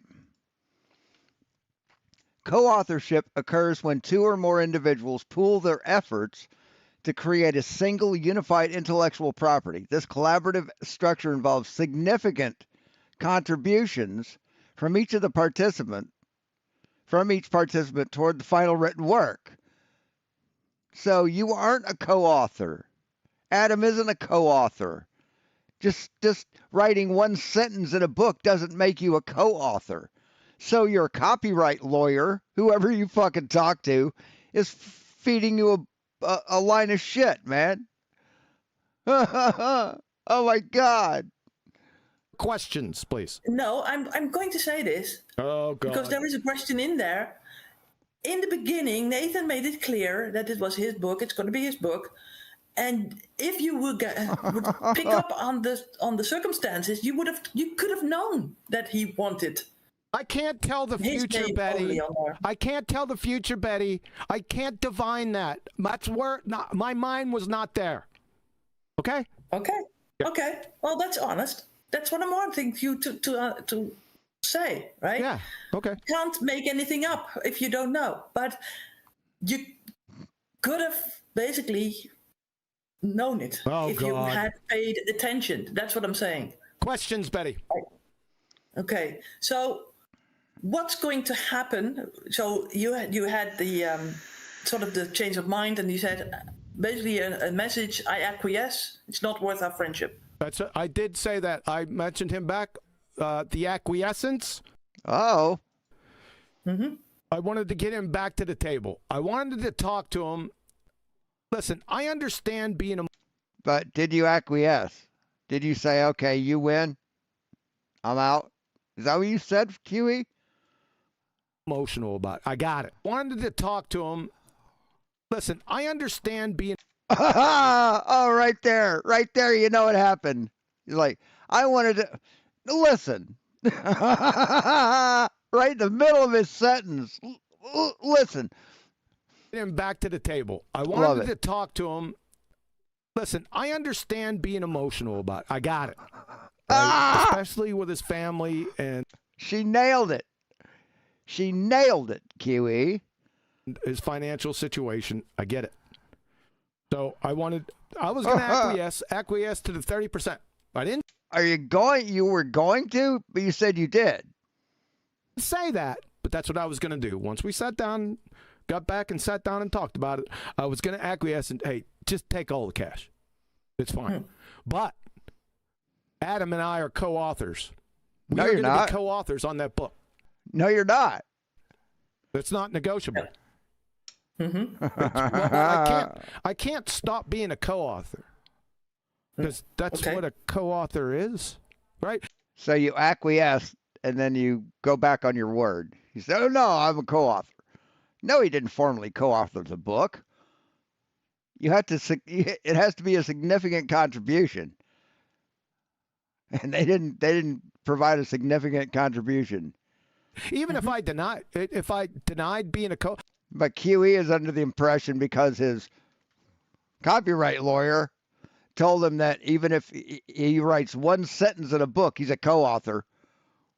Yeah, that's not what a co-author is. I can't deny being a co-author. It's non sequitur.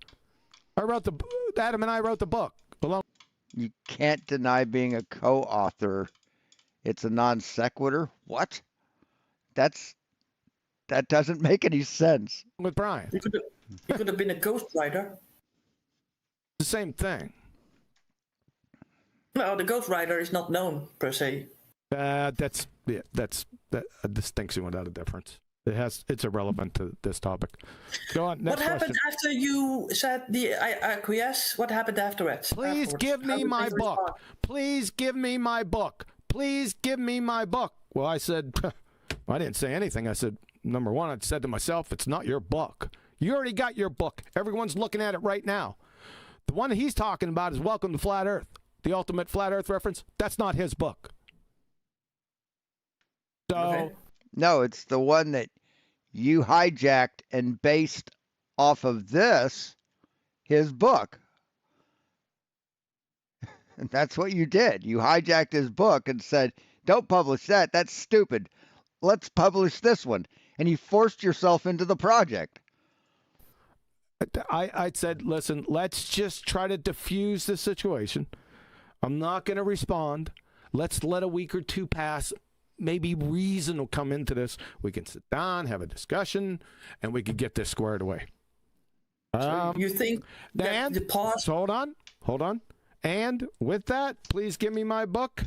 Adam and I were threatened with litigation. So, having not had any experience whatsoever in my life with litigation, I thought it'd be prudent to do my due diligence and shut my pie hole. How about that? Okay. So what I did was I was prudent. Do your due diligence and what? That's not what due diligence means. You don't know what words are, man. You don't know how to use words. He tries to use phrases to make himself sound smart, and he just looks like a fucking nincompoop. For the last 6 weeks, I did my due diligence, and now I'm not shutting my pie hole anymore. Yeah. Okay. So what is your due diligence? What do you mean? What is my due diligence? I had to get in touch with the copyright. What did you do? I had to get in touch. I had to go to a source that knew what the hell they were talking about. So I went to a copyright. I don't know anything about copyright. So I went to a copyright, intellectual property, and trademark lawyer. Mm-hmm. And got my butt due diligenced. Is that a verb? I used it as one. Mm-hmm. Yeah. So Nathan says that he gave you a lot of messages to get back Hey, Nick, how you doing? to the table, and you sort of shunned him or ghosted him, basically. Left me. What are your response to that? All I seen was, please give me my book. Please, 4 times or 5 times or maybe 3. I don't remember. That's all I see. That's it. Okay. And then he proceeded to kick me out of Ballbusters teams and all the groups, even my own channel and teams, kicked me out of that, kicked me out. So the communication was cut off. He freaking did that because he made those channels so he can kick whoever. So he wanted to communicate with me by kicking me out all the communication channels. Kind of doesn't make sense, does it? No. Okay. Yeah. So what's happened now to the book? Nothing. Okay, but does it? What did you do? There's a case number. I filed a copyright with, not this book, because this is Nathan's book.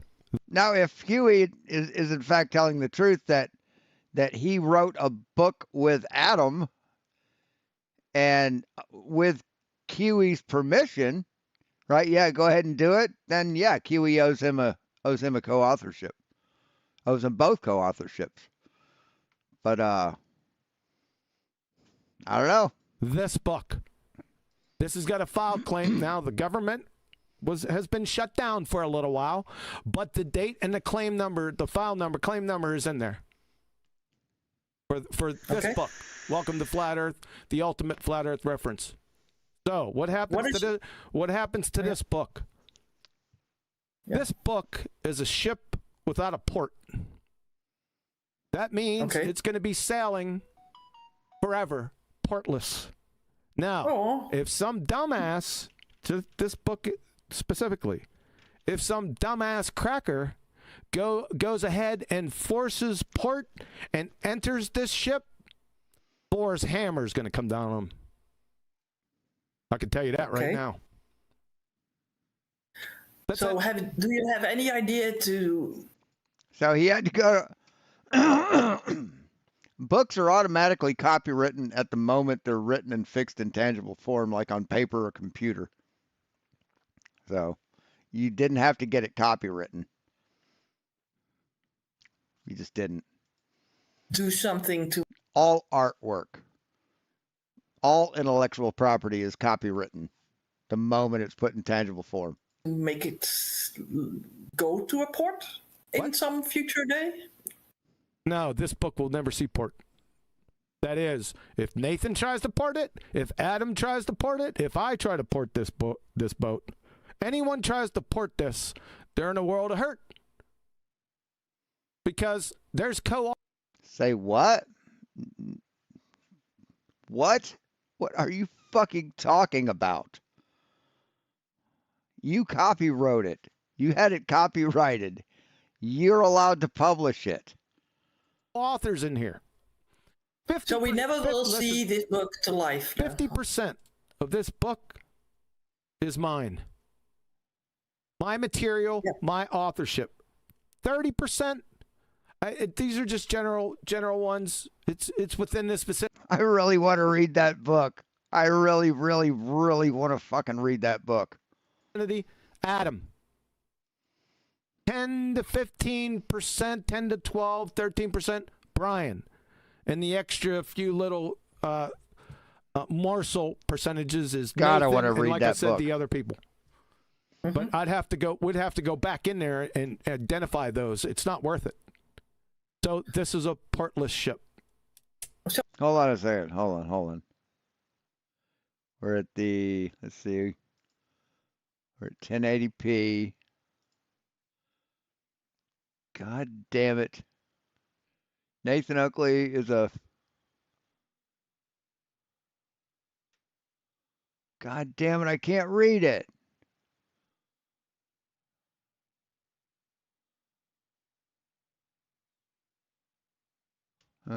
Can't read it that well. I can read some of it. Damn it. So basically, people will say you ransomed the book. I didn't ransom. How can I ransom my own book? Yeah, Max, exactly. Shuffled and plagiarized from Dubé's 200 proofs. Yeah, just flat earth bullshit. He just fucking elaborated on the housekeeping questions. That's all they did. Because it will never see the light of day. That's fine. That's just the way it's got to be. So you're not going to write or take portions out there to write a book Yep. that is yours with an Adams, for example. Adam Exactly, biggest. and we have briefly talked about, yes, our the things that are ours, which is the majority of the book. Yes, so that might happen. Because this, also your book has basically a little bit of the journey of Nathan in it. It's right? not my book specifically. It's our book. It's I Adam's, understand. mine, Brian's. Yeah, the majority of this book. But remember, if there's a sentence in here that was a creative thought that went into this book and they can prove that they did it, they are co-authors. No, that's not what a co-author is, Kiwi. I just showed what a co-author is. That's not the definition. So, you're an idiot. I can't publish this book. Okay. You make that clear, damn. I think. So I got to start. We have to start over again. Now we have a lot of Yep. That's it. You got it, Ender. the material, but we're going to have to start over again. So you basically can call this a draft. No? You could. Or in a sense. work. Yeah. Okay. But it's not a fifth draft of Nathan's. a fifth draft, huh? Yeah, I think it's one too many beers, Betty. So how many chapters does this book have? that you wrote? This specifically has 14 chapters. 14. Okay. The other Nathan's book, well, we can go check. 1, 2, let's see, 1, 2, 3, 4, 5, 6, 12, 13, 14, 15, 16. This is it. This is the entire book. This is the entire fucking book. It says 14 chapters. There's page 14. Awesome. That's what they consider a book. Book has 12. 12. Yep. Okay. All right. Now let me talk. Yeah. Your book has 15, 16 pages. His has 101 or 111 or more. That's just page 111 is where that last part starts. What the fuck, man? Just say this. I've been charged with lying. Yes, I've proven you lie. Yeah, a lot of people have proven you lie. Can somebody please tell me what that lie is? I'd appreciate that. And then when you're Well, you say the Earth is flat, space is fake, gravity isn't real. Those are three. Yes, exactly, Max. Thompson is handing out bigger flyers. Exactly. Yeah, he's crying about 14 fucking pages. Oh my lord. done telling me what the lie is, can you please provide the evidence of it? If you'd be so kind. Number two, I've been charged, along with Adam, with theft. Stealing a book. Can you be so kind as which book I stole? And the evidence specifically.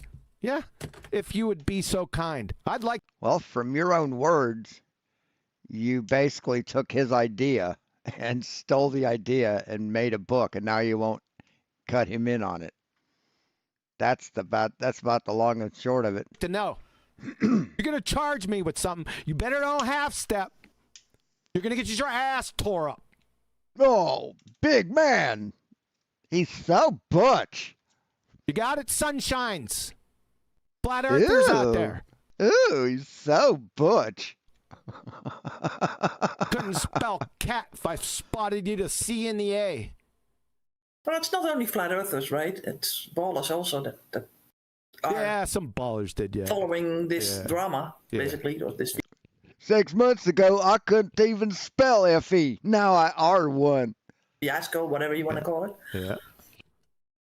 All right. Okay. We good? Yeah, I think this is basically what I wanted to know. Yeah, has he been... Yeah, good question. Has he been charged or just accused? See, in order to be charged, you have to have a warrant from a court or a subpoena or an indictment. That's how you get charged. If you're just talking about legal action, you're just being accused. Thank you very much. Have a nice day. Yeah. I'll be here all week. Okay. All right.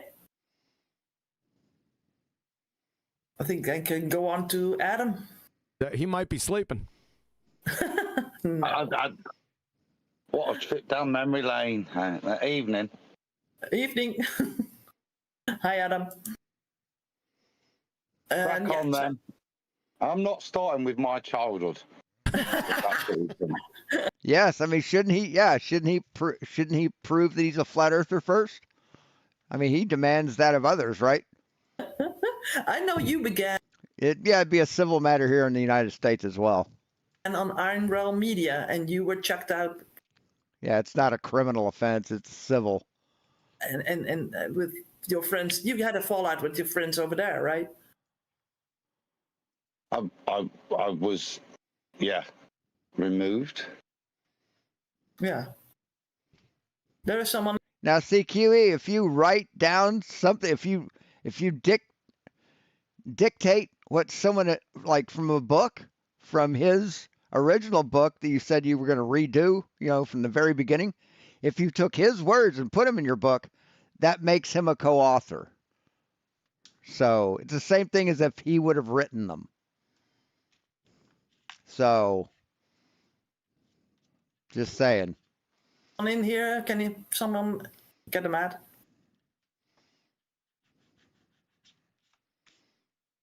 Thank you. You were removed. Was that of your own doing? Did you do something bad? You probably have to sell a lot of microphones for that court cost.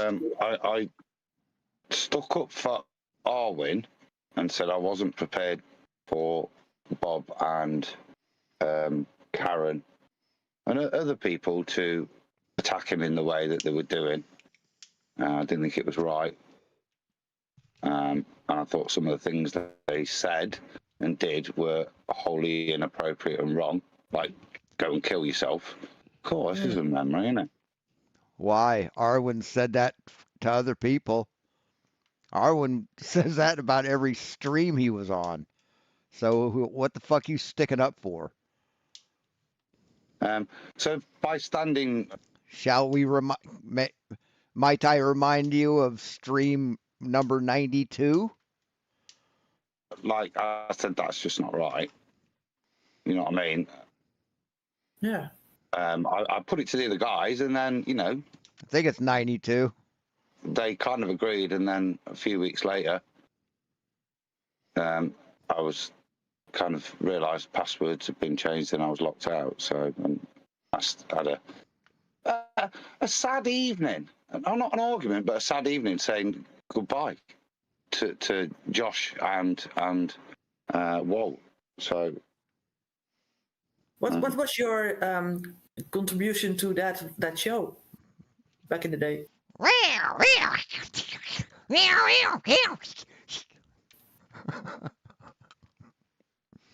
again, it was a collective. Flurf cat fighting. Suggest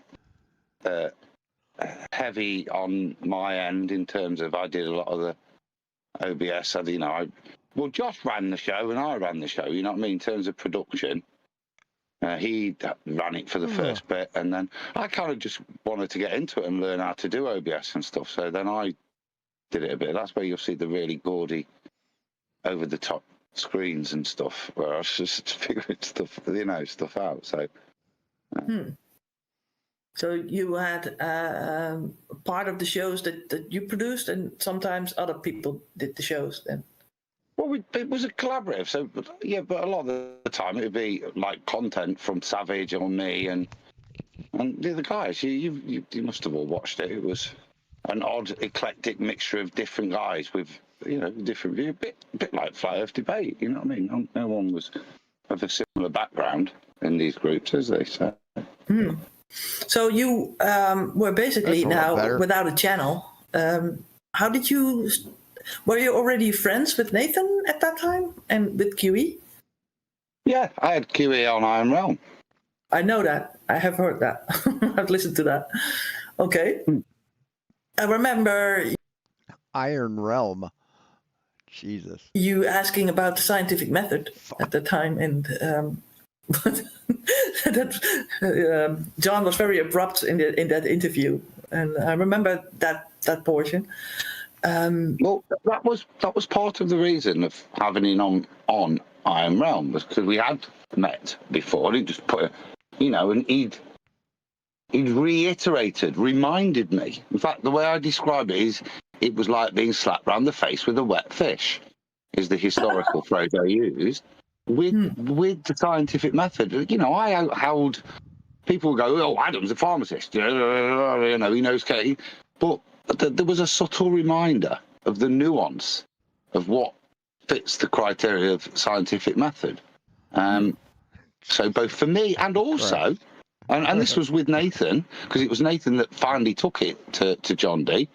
I remember Nathan going, "Oh, should I do it?" I said, "Just be honest. If he's a proper scientist, yeah, and he knows what it is, he'll recognise it." And that was just a recognised scientific man. I said, just as profound for John D.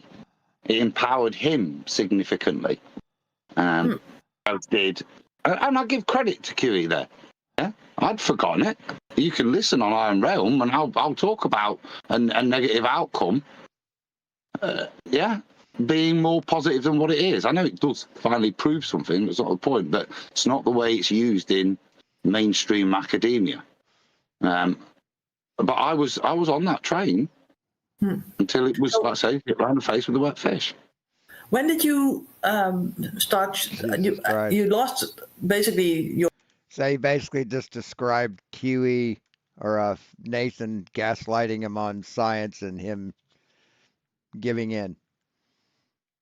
It being successful. Or access to RL Media. You went on Nathan's show and QE shows, both of them, right, at the same time?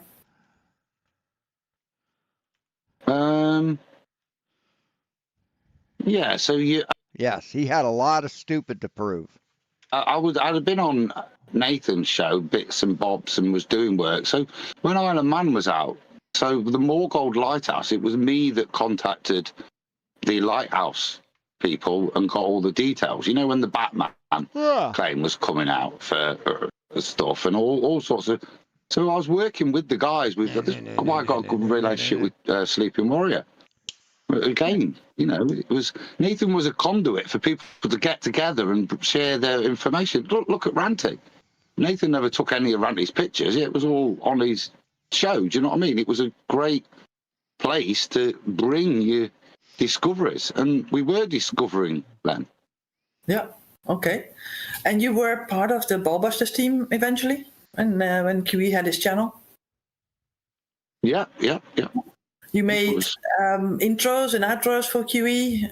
I remember the big like brouhaha about globe busters and ball busters. It's like Bob was fighting with QE about who owned what and shit. It's funny as fuck. Did you do that for Nathan as You well, can't or did use you that. make other things like that for Nathan? Or Lots of. I did Ranty's original one. I did the second set with Brandon. That's my favourite intro, Brandon's intro. Did Flatzoids. Yeah, Nathan's, the one you see every day, the past few years, I did that. And then I've obviously did 2 epics. It's like, look at this shit. It's like, you got 1, 2, 3, 4, 5, 6. 6 different fonts in 7 different colors.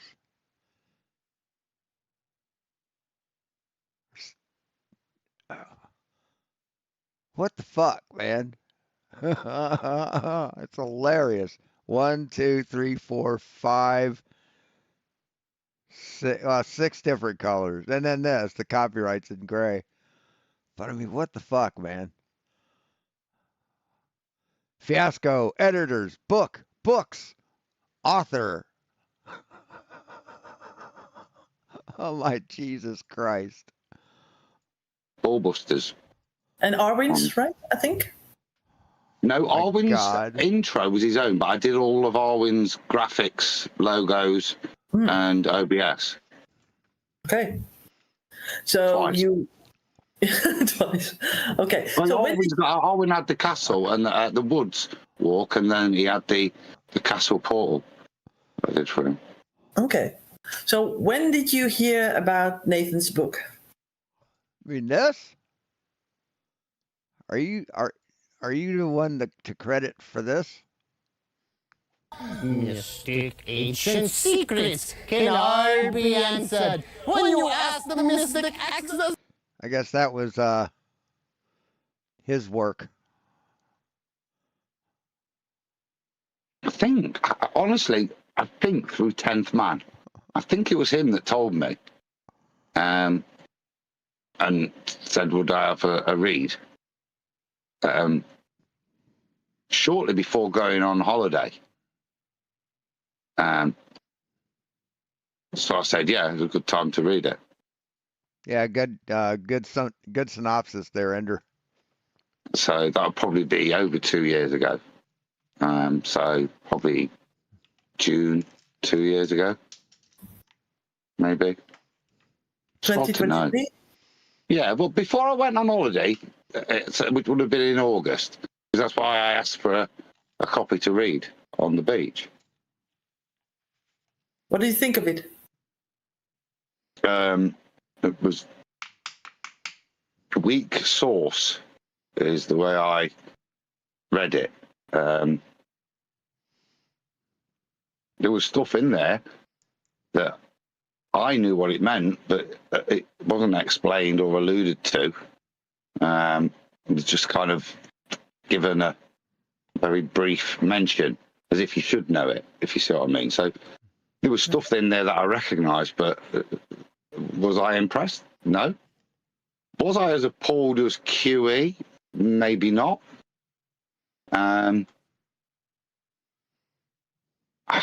To be honest, I was probably a little embarrassed to give too much of a critique. So I was probably a little polite. So I think you know what this means.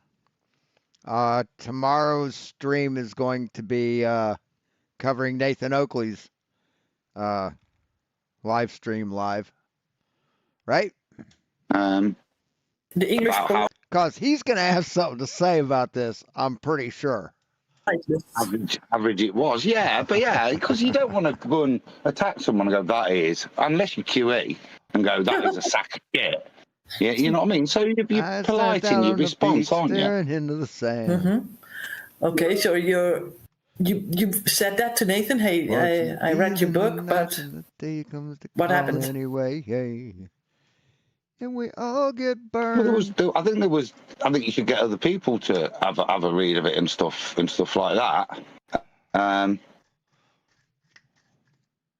then also, I was asked by Tenth if I would write a preface. It's all about a similar time preface to it because Nathan didn't want to mention anybody in the book because it would become a bit convoluted, which kind of made sense. So would I write a preface, which was read out a number of times, wasn't it? The preface to the book, which was just to thank everybody and kind of mention what I alluded to, what Flat Earth was, with that a conglomerate of people that achieved great things. So when you, if you make a preface, then you're mentioned in the book, right? Only because I put Flat's down on the beach, wanking into the sand. by the Adam Meakin at the end, but no, even in the preface, I used my literary prose to word it in such a way that it was gracious to everybody without mentioning anybody. Okay, so what happened next? I mean, you read the book, you came back from vacation, you said, well, let other people read it. How things... It's one of my favorite songs by the Counting Crows is Albert on the Beach. progress from there? Yeah, well, there was a kind of, can we help? Yeah. Mm-hmm. So that's kind of what we all said, yeah, of course we would. Do you know what I mean? Did Nathan put that before you or somebody else? Again, I would probably have the recollection of 10th, yeah, saying, would you help before going in there? Now, that may or may not, but that's how I remember it. 10th asking me, would you help then with it? But this is also then starting pretty much straight away in some of the after shows and kind of being mooted, what, you know what I mean? Mm-hmm. The ones that are recorded by Nathan. Well, I don't know as that early conversations were recorded. In fact, no, they weren't because, and this probably goes to the timeline a little bit. There wasn't early recordings of everything because the way. So the first book, you see, Nathan's book, which we're editing, I suppose, giving a bit of guidance on, was done in that way. Fucking boring. I wanted to look at this.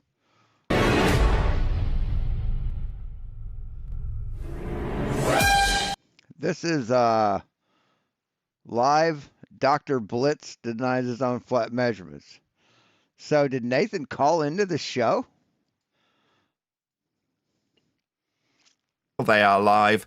And there's also a coffee Patreon. Crypto. Some wispy-haired blonde kid in the stalls going 6-7. Suddenly it becomes a meme. I'm going to start saying 395. And saying that there's Earth curve. Because it will say there's Earth curve every single time. So with that in mind, we're going to be covering a videographic projection of a clock from behind the physical geometric sphere edge below the surface level when inputting our height above the surface level for a parallel eye level and flat Earth sea level and distance that's measured off a flat Earth. So we can beg the question that all of those flat Earth measurements are worthy of whistling straight past and saying that there's Earth curve. Because it will say there's Earth curve. What's this?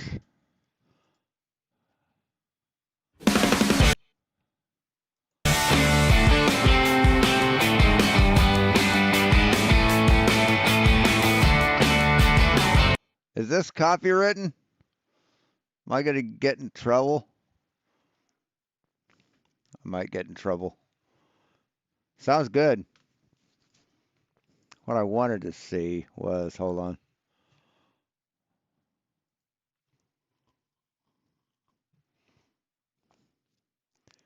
getting ahead of the book spin.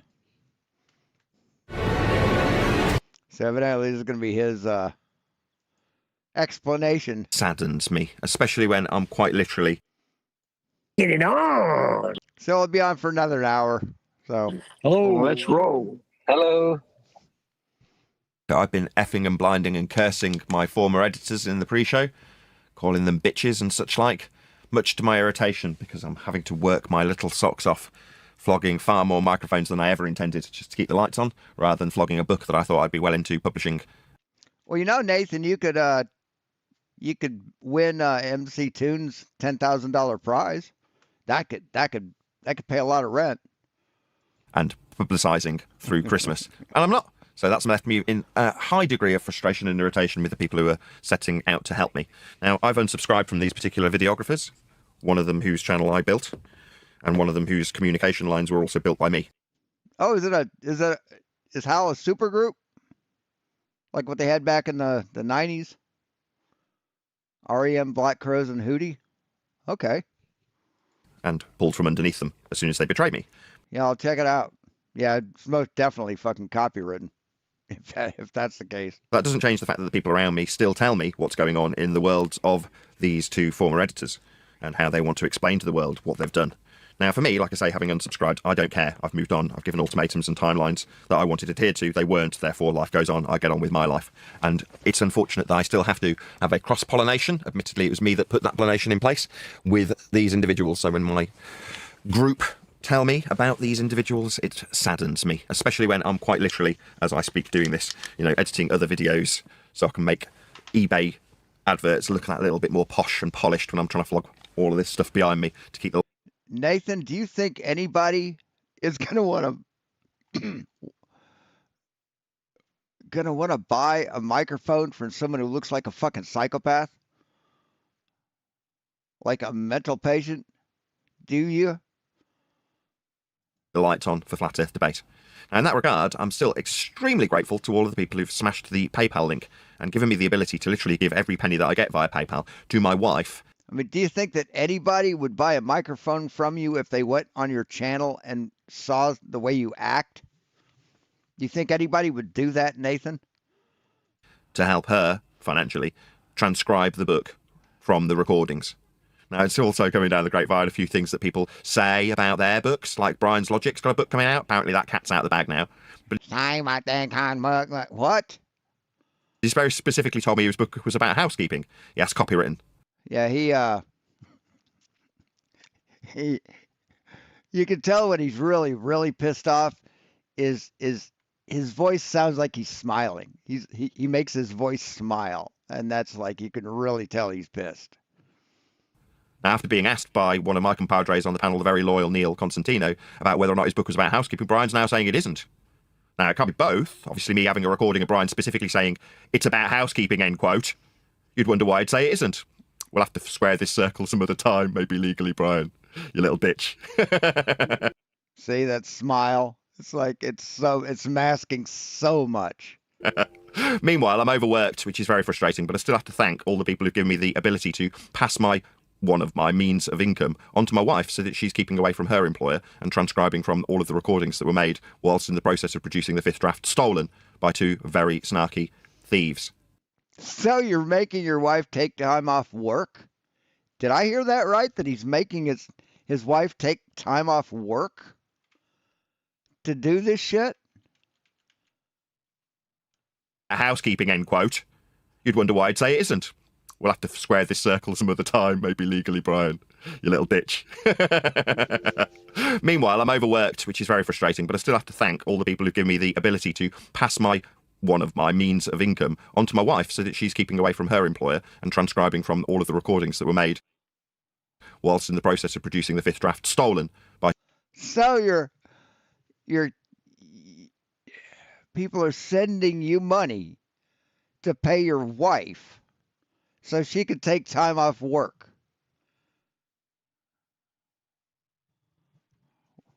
And you can't do it yourself? You can't do that yourself? You can't fucking transcribe a fucking video yourself? Oh my God, this guy's a worthless fuck. By He two really very is. snarky thieves. Oh my We're God. going to tell the world why they justify their actions of thievery and betrayal. So there we go. That's that squared away, as it's come to my attention that that's going to be some event. Yeah, yeah. If you want an okay mic, you're heading to Amazon. If you want a decent pro mic, you're not going to eBay. Exactly. You're going to fucking go to a goddamn manufacturer's website or a pro audio website. With however many people watching to find out why some thieving sod's going to justify his actions. Be there or be square, I guess. Meanwhile, Flat Earth debate continues, as does the transcription of my, it will be called, the 6th draft of my book, only for me to add to it with more renditions of individuals that I've encountered over my 10 or 11 years of doing flat earthing. And those anecdotal pieces were originally being excluded from the book to stop people from begging for credit. What if I'm in there? Well, when your two editors demand credit and demand their names on the front of your book, the cat gets out of the bag and you say, well, it can't hurt to put a load of actual anecdotal stories that are intriguing to the reader. I mean, you don't. This is fucking high drama, man. You don't get this shit off like fucking DMZ or TMZ or hard copy. They never show you both sides of the thing. Reader. And as my wife pointed out, if it hasn't got anything juicy in it, people will put it down after reading the first page. And you don't want that. You want people fucking drama lord to be wanting to turn the next page and hear about the, I don't know, transsexual alleged relationship between Antonio Subratz and Patricia Steer, or Bob Nodell having a wire pack crammed up his ass and pretending like he's on a soap opera that, oh no, the cat's out of the bag, my faulty gyro had drift. All of these anecdotal stories that I can rattle off will be part of my book. Now that means... What was that about, Bob? I don't know, transsexual alleged relationship between Antonio Subratz and Patricia Steer, or Bob Nodell. Alleged What the fuck are you talking about? Having a wire pack crammed up his ass and pretending like he's on a soap opera that, oh no, the cat's out of the bag, my faulty gyro had drift. All of these... Oh my God. Oh God, I want to read this fucking book. Yeah, Sweetwater's good.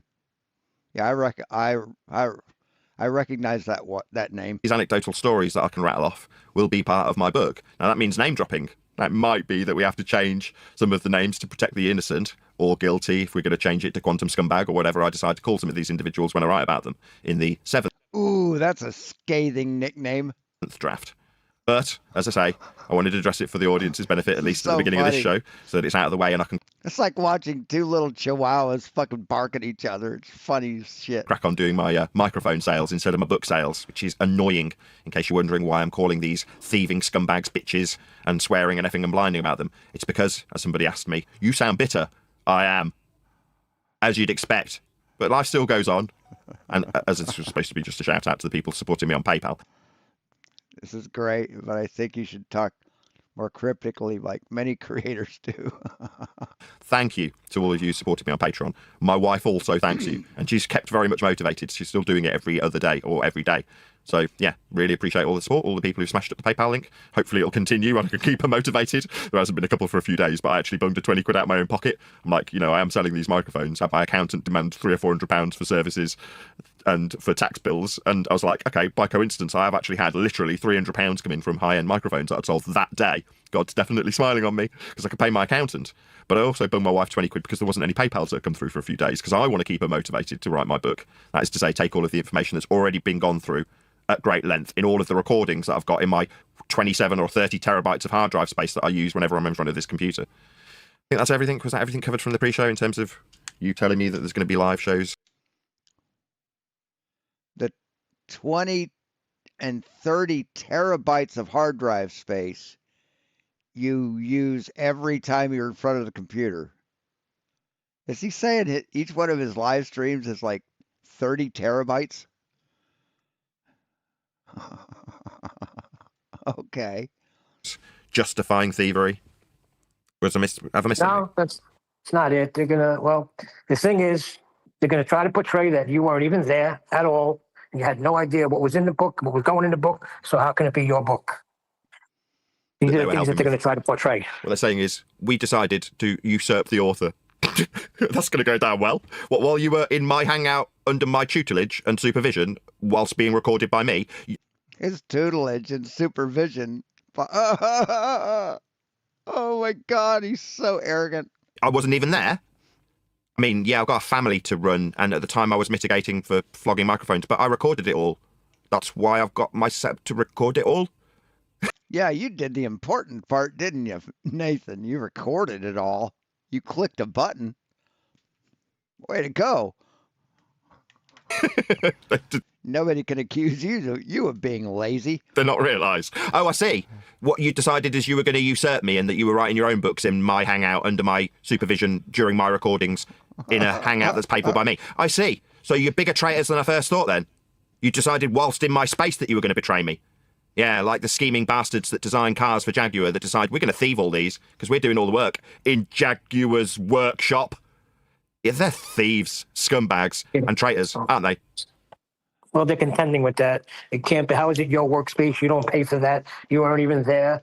And it's different. You can't compare Jaguar to what you're doing there. Whoever ascribes, whoever. By the way, Nathan, these two lines aren't perpendicular, right? This line isn't perpendicular to this line. So your example is horse shit. Writing, they're the writers, not because you're sitting in some room in Discord. Oh, well, I'm sure they'll publish a very interesting book of links, won't they? I mean, according to QE, when he was still just about barely communicating with me via third parties, he said he wrote 90% of it. That's to say he took 90% of the credit and gave Adam, 5% split with me? I wonder how long that relationship will last. Or maybe Brian, the subservient little bitch, being told to shut the fuck up repeatedly on Ballbuster shows. I mean, masochists will be masochists if they like being abused. They like being abused, I guess. It's not my business anymore. But I'm sure this will go really well with what QE being the scribe when Adam said. Yeah, so Brian left the cult. QE left the cult. Adam left the cult. Betty's was always in QE's cult, so. At his computer, having lost the data, but it's 90% QE's work. This all sounds like it's very much slanted in the favour of some narcissist that's decided it's all his. Mine. Like Celestial Navigation after 10th Man went out and spent 10 grand on books for it to be all QE's. Yeah, we've seen it all before. Neil, 10th Man spent $10,000 on Celestial Navigation books? Is that what he just said? Computer, having lost the data, but it's 90% QE's work. This all sounds like it's very much slanted in the favour of some narcissist that's decided it's all his. Mine. Like Celestial Navigation after 10th Man went out and spent 10 grand on books for it to. What? 10 grand on books. Holy shit, dude. What the fuck? That just blows my mind. To be all QE's. Yeah. We've seen it all before. And he didn't learn a fucking thing. That's funny. He spent $10,000 on books and he ignores 90% of the content because 90% of the content says the earth is a sphere. What a dipshit. Oh my God. So he might as well have just taken $10,000 and burned 9,000 of it. Just burned it. That's all that's it. He ignored 90% of the books. Well, that's the thing. You were bragging about the book, and now all of a sudden it's no good. This is the angles they're going to come at you with. What book? The one that they've kept? The one that they're saying isn't mine? That they're saying isn't good enough for me? Why would it be necessary to justify how good it is with me if it wasn't mine? Oh, it's because they've been under the misapprehension that they're going to get away with stealing something from me and ascribing credit to something that's mine. Yeah, that's never going to happen.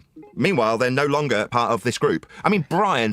This is so awesome. Hanging around like a stale fart after pretending to be gone and slamming the door in some ceremonious way like some ex-wife that's walking out. But still hanging... What? Like some ex-wife that's walking out. Okay. Around the neighbours asking how things are going with the kids. Be the whole bitch, Brian. Yeah, don't be part of the bitch. Well, we're only hearing your side of the story. He's such a disturbed individual. According to them. So I guess we'll see Tuesday. I try to explain to him that there's not two sides. There's only one story and it's all recorded. But, what can I do? I tried. I mean, if you want to justify the story of how they've offered to help me edit my book and then decided halfway through that I'm not writing it, they are, there's nothing else to tell. They're going to say, that's reasonable because we were writing it. That's what they're going to say. Okay. Well, does that change how the outcome went? Did it change that you had my foot up your ass? Does it change that you've been excluded from the group that I built? No, it doesn't change any of those things. But you're going to feel like, oh, well, we were perfectly justified keeping Nathan's fifth draft. Because it's actually ours. And how does he feel that he's written it when we're in his space on his time while he deals with his kids? Because he's not in front of us while I'm helping him write his book that isn't his. This is riddled with contradictions already, isn't it? Now, I already know this. And you already know this. But they've got to somehow spin this into being tangible and palatable to an audience. Well, good for them. I hope you succeed in convincing people that you helping me with my book, when I've published massive sections of you helping me to my members, so that there's a record of how much help you gave. Dumbos. People know the score. Why do you think they haven't sided with you? Why do you think no one's giving me any flack? Why has there been no pushback for me? Because it's my bleeding book, and everybody knew that, and they'd already had sections of your, quote, help published to them as members. Idiots. But feel free to justify it to a limited audience now you've been kicked out of the wider group in this regard. I'm sure it'll go down like a lead balloon. The Zeppelin. mistake is they think there's two books, Brian. The same thing with the after chapter 4. Copywritten. They threw out, they couldn't work with it, so they started writing fresh from there. I mean, the group came from England, dipshit. So what you're saying is they reached a point where they decided that they were going to usurp me. Yeah, this just sounds even worse. We decided at chapter 4 that it's not going to be Nathan's book anymore. Oh, really? So you worked under my tutelage and supervision from chapter 4 on your own book in my space? That doesn't sound any better to me, does it you? Well, it's not that they were going to talk to you about it, and that was the point of the phone call. It was supposed to be a three-way call, because that's my beef. Why are you waiting Ooh, a threesome. till chapter 14 Ooh, a three-way. Ooh. to just decide you want to be a co-author? He said, no, they were having problems for a month, and they were going to talk to you about it, but you and QE's conversation got out of hand. A whole month, eh? 2 years in the writing so far, when they decided to, betray me. A whole month, eh? Oh, wow. That's fascinating. I couldn't give a crap. Like I say, what's gone on has already gone on, and now it's just for the justification to a limited audience by them. But you don't hear the crowd pouring scorn on me, do you? And they won't ever. Yeah?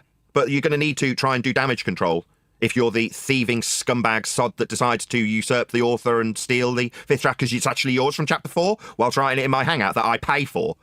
No, you can say it's not like Jaguar, but it is. I pay the rent on the hangout that you were doing the work in, that I was recording. So you can try and justify that and spin it, but me, there's no need for me to spin. This isn't spin, right? I don't have to spin being stolen from. Those are just the facts. What's that? You've still got my fifth draft, but it's yours, really. Yeah, that requires quite a considerable amount of spin for people to not see you as a thieving scumbag. So spin on. See how you get on. I'll hear about it on the grapevine. I mean, no, I won't be watching. I'm not subscribed. I unsubscribed from QE. Somebody highlighted to me that I've still got links to his videos underneath my live stream. Yeah, I'll get on to that. But for the fact that I've got to keep the lights on by flogging microphones because I was stolen from by two treacherous, treasonous scumbags, I haven't got very much time to remove the thieving scumbags links from my live stream. So unfortunately, there's still connections to this thieving scumbag below this video. Now, that's something I can address. How could them doing that prevent you from keeping the lights on? How could they prevent you from keeping the lights on? You weren't getting paid for the book. You weren't. You would have been in the same situation whether or not the book was existed or not, right, Kiwi? Or right, Nathan? So why is it Kiwi's fault that you have trouble keeping the lights on? You know, if you made better content, if you weren't such a fucking asshole to everybody, you might get more viewers, you might get more money, you might get, be able to keep the lights on without having to flog shitty ass microphones. Thanks for pointing it out, by the way, my audience, who aren't pouring scorn on me, are they? No, they're helping me. Financially, I've never had more help. Admittedly, I don't get to see the benefit of it. I'm giving it all to my wife. But that's how it is. Yeah, people... Why are you giving it all to your wife? Why don't you do the work yourself, since you're the one that's writing it, correct? What a fucking piece of shit. Pity me. Why? Well, because I've been stolen from. Oh, right, it was yours in my hangout that you were working on to tell me that you were helping me make my book better, like every member of my audience has heard you say. Yeah, you can spin that. Or try. It's just such a whiny little cunt. It just won't be very successful. It won't all... Kind of like Dick. He's just a whiny little cunt. That I've already unsubscribed from Quantum Eraser channel, and from this point forth, you probably won't ever hear about it again.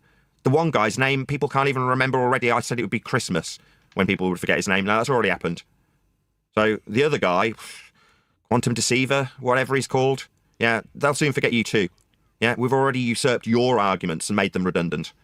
No, I don't think anybody will forget Quantum Eraser, man. Oh, my God. Yeah. Oh, Quantum Deceiver. Nobody will remember who he is because I don't like him now. What the fuck?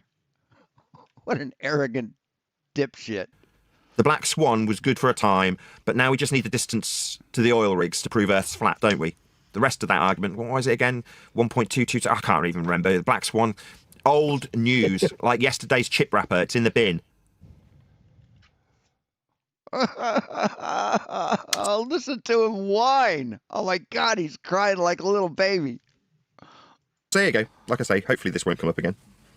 No, I don't think the one last thing is I don't think they thought it was going to get out of hand like this. It got out of hand in a real hurry. And they're going to try to put that on you because the way you spoke to them. Well, I spoke to them. And, yeah, Neil is Nathan's lapdog. Fateful Neil. Don't speak to It's a friends good like job I that. record all the calls, isn't it? So when QE's telling me, yeah, I'm going to be talking to Chuck about the percentages, only to later tell his audience that we're not interested in the money. You lying shit.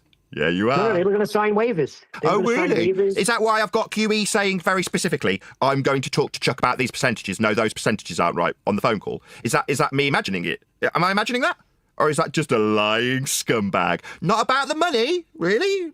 That wasn't what you were telling me now, was it, QE? It was all about the money when you were talking to me. When you said, I wrote the fucking book, end quote. Yeah? Yeah, it was all about the percentages then. But now it isn't. Oh, you were going to sign waivers? What, past future tense? No, you weren't. You told me what percentages you wanted to demand from Chuck. Someone I've already got contractual obligations to. Someone I've already negotiated what will happen with my book. That's your book. Why would you be talking to me about my publicist and the percentages you'd be taking from him? Of my book. If it's your book. This all sounds very contradictory. That's what happens when you lie. Yeah? Lie about the percentage QE wanted. Lying shitbag. We'd sign waivers past future tense. No, don't lie. Yeah? And you'll be all right if you don't lie about the percentages, the money-grabbing thief.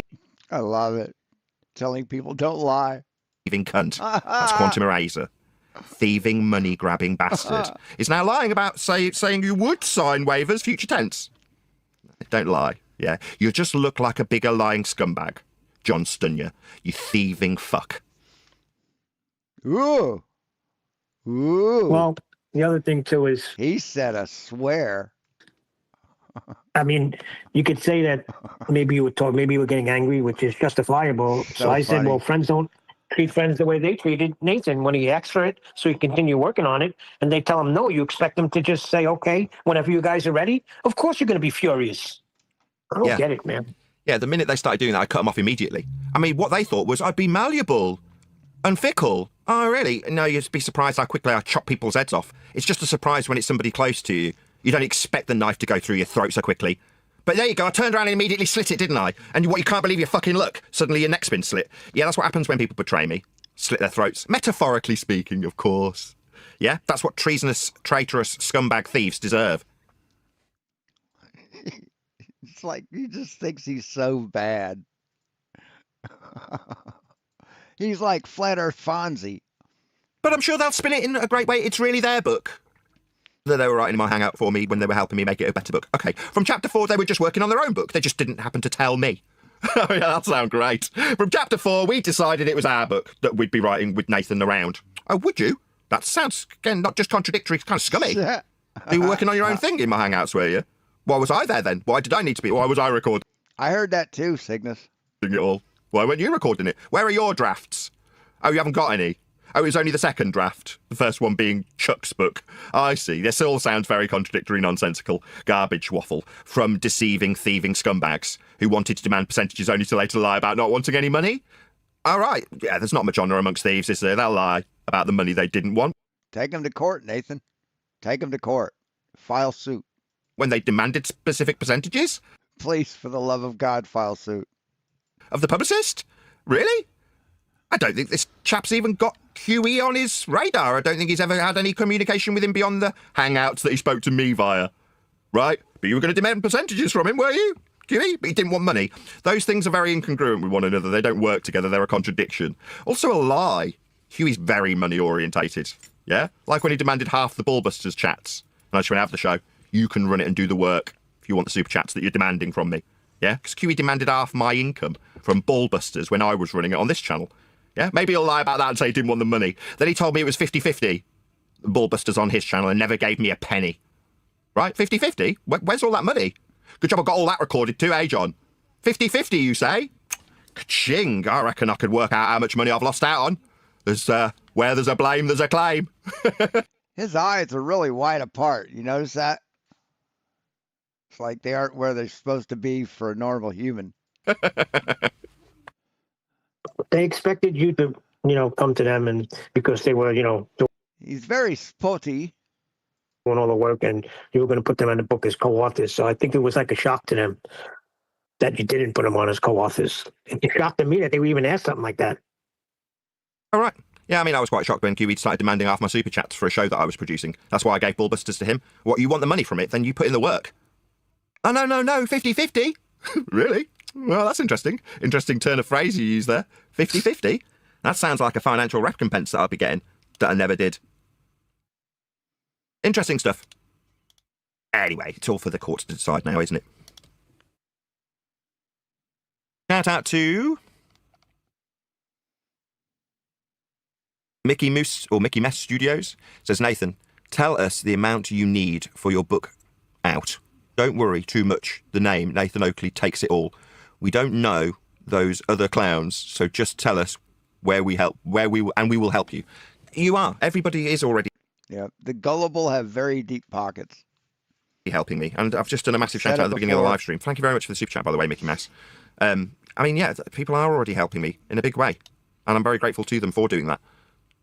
Like I say, I survive on a knife edge, but I'm not going to put myself in a financial plus at a time when I'm going to show willing and flog microphones to make ends meet. If I can divert the extra cash to my wife. Stop fucking whining, man. Jesus Christ. Wife to get her to do work that I'm physically incapable of. Like, literally, I haven't got enough hands to run a show and I've got my iPad on my knee doing my eBaying whilst this live show is going on, because there aren't enough hours in the day. So I need an extra set of hands. Well, I've got that because of this financial support I've got from people via PayPal. So long may that continue. And I've said to my wife, so long as you're still working on it, I'll still give you all of the money that I get via. Like, I've got to do 15 minutes worth of work on my iPad. I'm so overworked.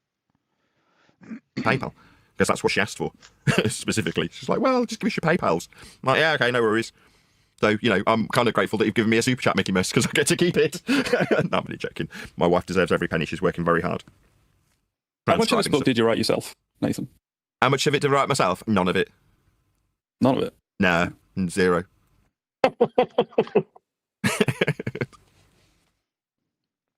Yeah, you took transcripts from your live streams, dude. That's all that's been done. Yeah, I mean, I get praise from my wife when she's transcribing it that my bits are a lot easier to transcribe than the drunk ramblings of Adam or the constant links and profanity from QE. But I mean, I didn't write anything. Occasionally we had Brian piping up in between me being extremely concise describing things and an occasional long pause while QE says, no, we need a citation for that there, or 5. Brian's there, knowing exactly who's writing it, but apparently questions who's written my own book. Yeah, scummy. People like to gaslight you, though. That's just the way your life is sometimes.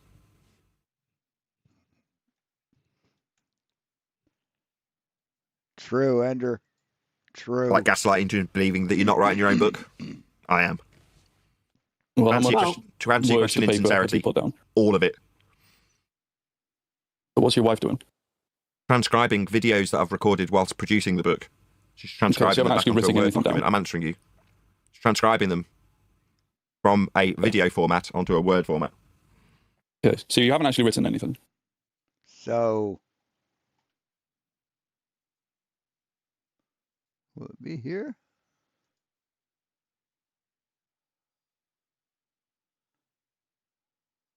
Yeah, show transcript. Here we go. Yeah, see, Nathan, it does that for you automatically. All you have to do is copy and paste. Right? You just copy and paste.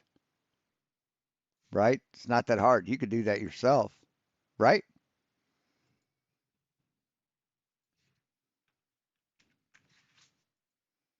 You mean as I in wanna hold a flip an pen in my idiot. hand and write down stuff with a pen and piece of paper? Yeah, I have, yeah. I typed it. Yeah, I have, yeah. So what does like? I mean, is he not aware of the transcript feature of YouTube? Does it for you automatically? Sorry, you just This isn't said, it Adam you just that said, has, you is just said in putting the in ransom negative, or you haven't something? typed anything. I answered, yes, I have. And he went, and then started talking something else. Are you what's the word, a wanker? Yes, I am. Nathan is just in a constant state of defense. He's just so defensive. I acknowledge that. You were wrong. Wrong, that's the question. Yeah, you inferred something, though, with your question. Like, I haven't written anything. Like, I haven't typed anything. Like, saying it with an upward inflection is an inference. Wow, he's touchy. Yes, right. So I'll ask you again. Are you one of those wankers? I am. Yes. You are. Yes. I Guy asked him one question, man, and Nathan just flips out. Fucking love it. thought so. Brilliant. So what can I do for you, your wanker? wife's transcribing What can I do some for you then, stuff. wanker? What's Adam and QE? Who are you? What's your name? First and last name, please. Christian and surname, please. It's hilarious. Barnaby Smudge. Oh my god. Your name is Barnaby great. Smudge.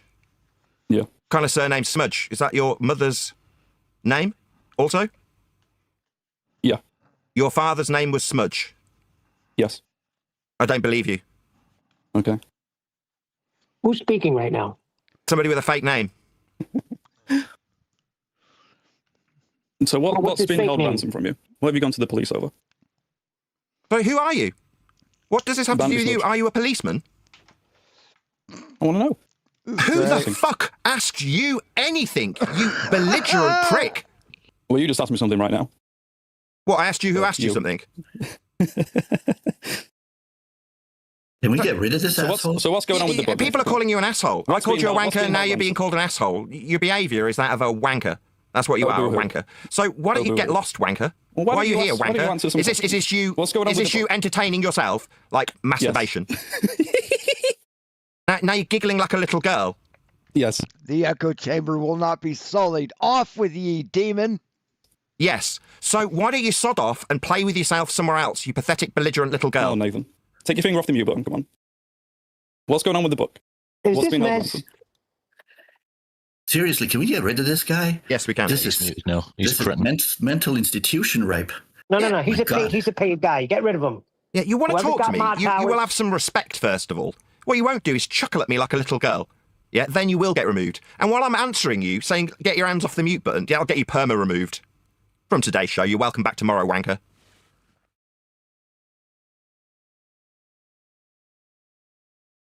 That's got to be the stupidest question out there. How much of the book have you written? And it's sad because Brian asked me the same question. Yeah, all of it. Yeah, but Nathan, nobody should even have to say that. I mean, just asking the question is stupidity. Nathan, if I transcribe I don't know, War and Peace. I haven't written War and Peace. Well, we're going to deal with belligerent pricks that like having a little jab at my expense. Yeah, when you're at your weakest, that's when people think that they can have the most fun with you. That would be, sadists. Yeah, the opposite of Brian. Someone who likes inflicting pain. Right? My pain's that man's pleasure, you could hear it. Like he was being tickled sexually at the sound of my pain. Yeah? Yeah, sod off. A total psychopath. That was a total psychopath. My goodness. A sadist. That's what that is. Guy was on low testosterone. Listen to the fake outrage. He was a psychopath. Oh my God. No, dude, I've been around real psychopaths, and the guy wasn't even close. Oh, they're so offended. Control. Oh, he's in pain. Oh, he's struggling. Oh, the glee. Oh. Yeah, fuck off.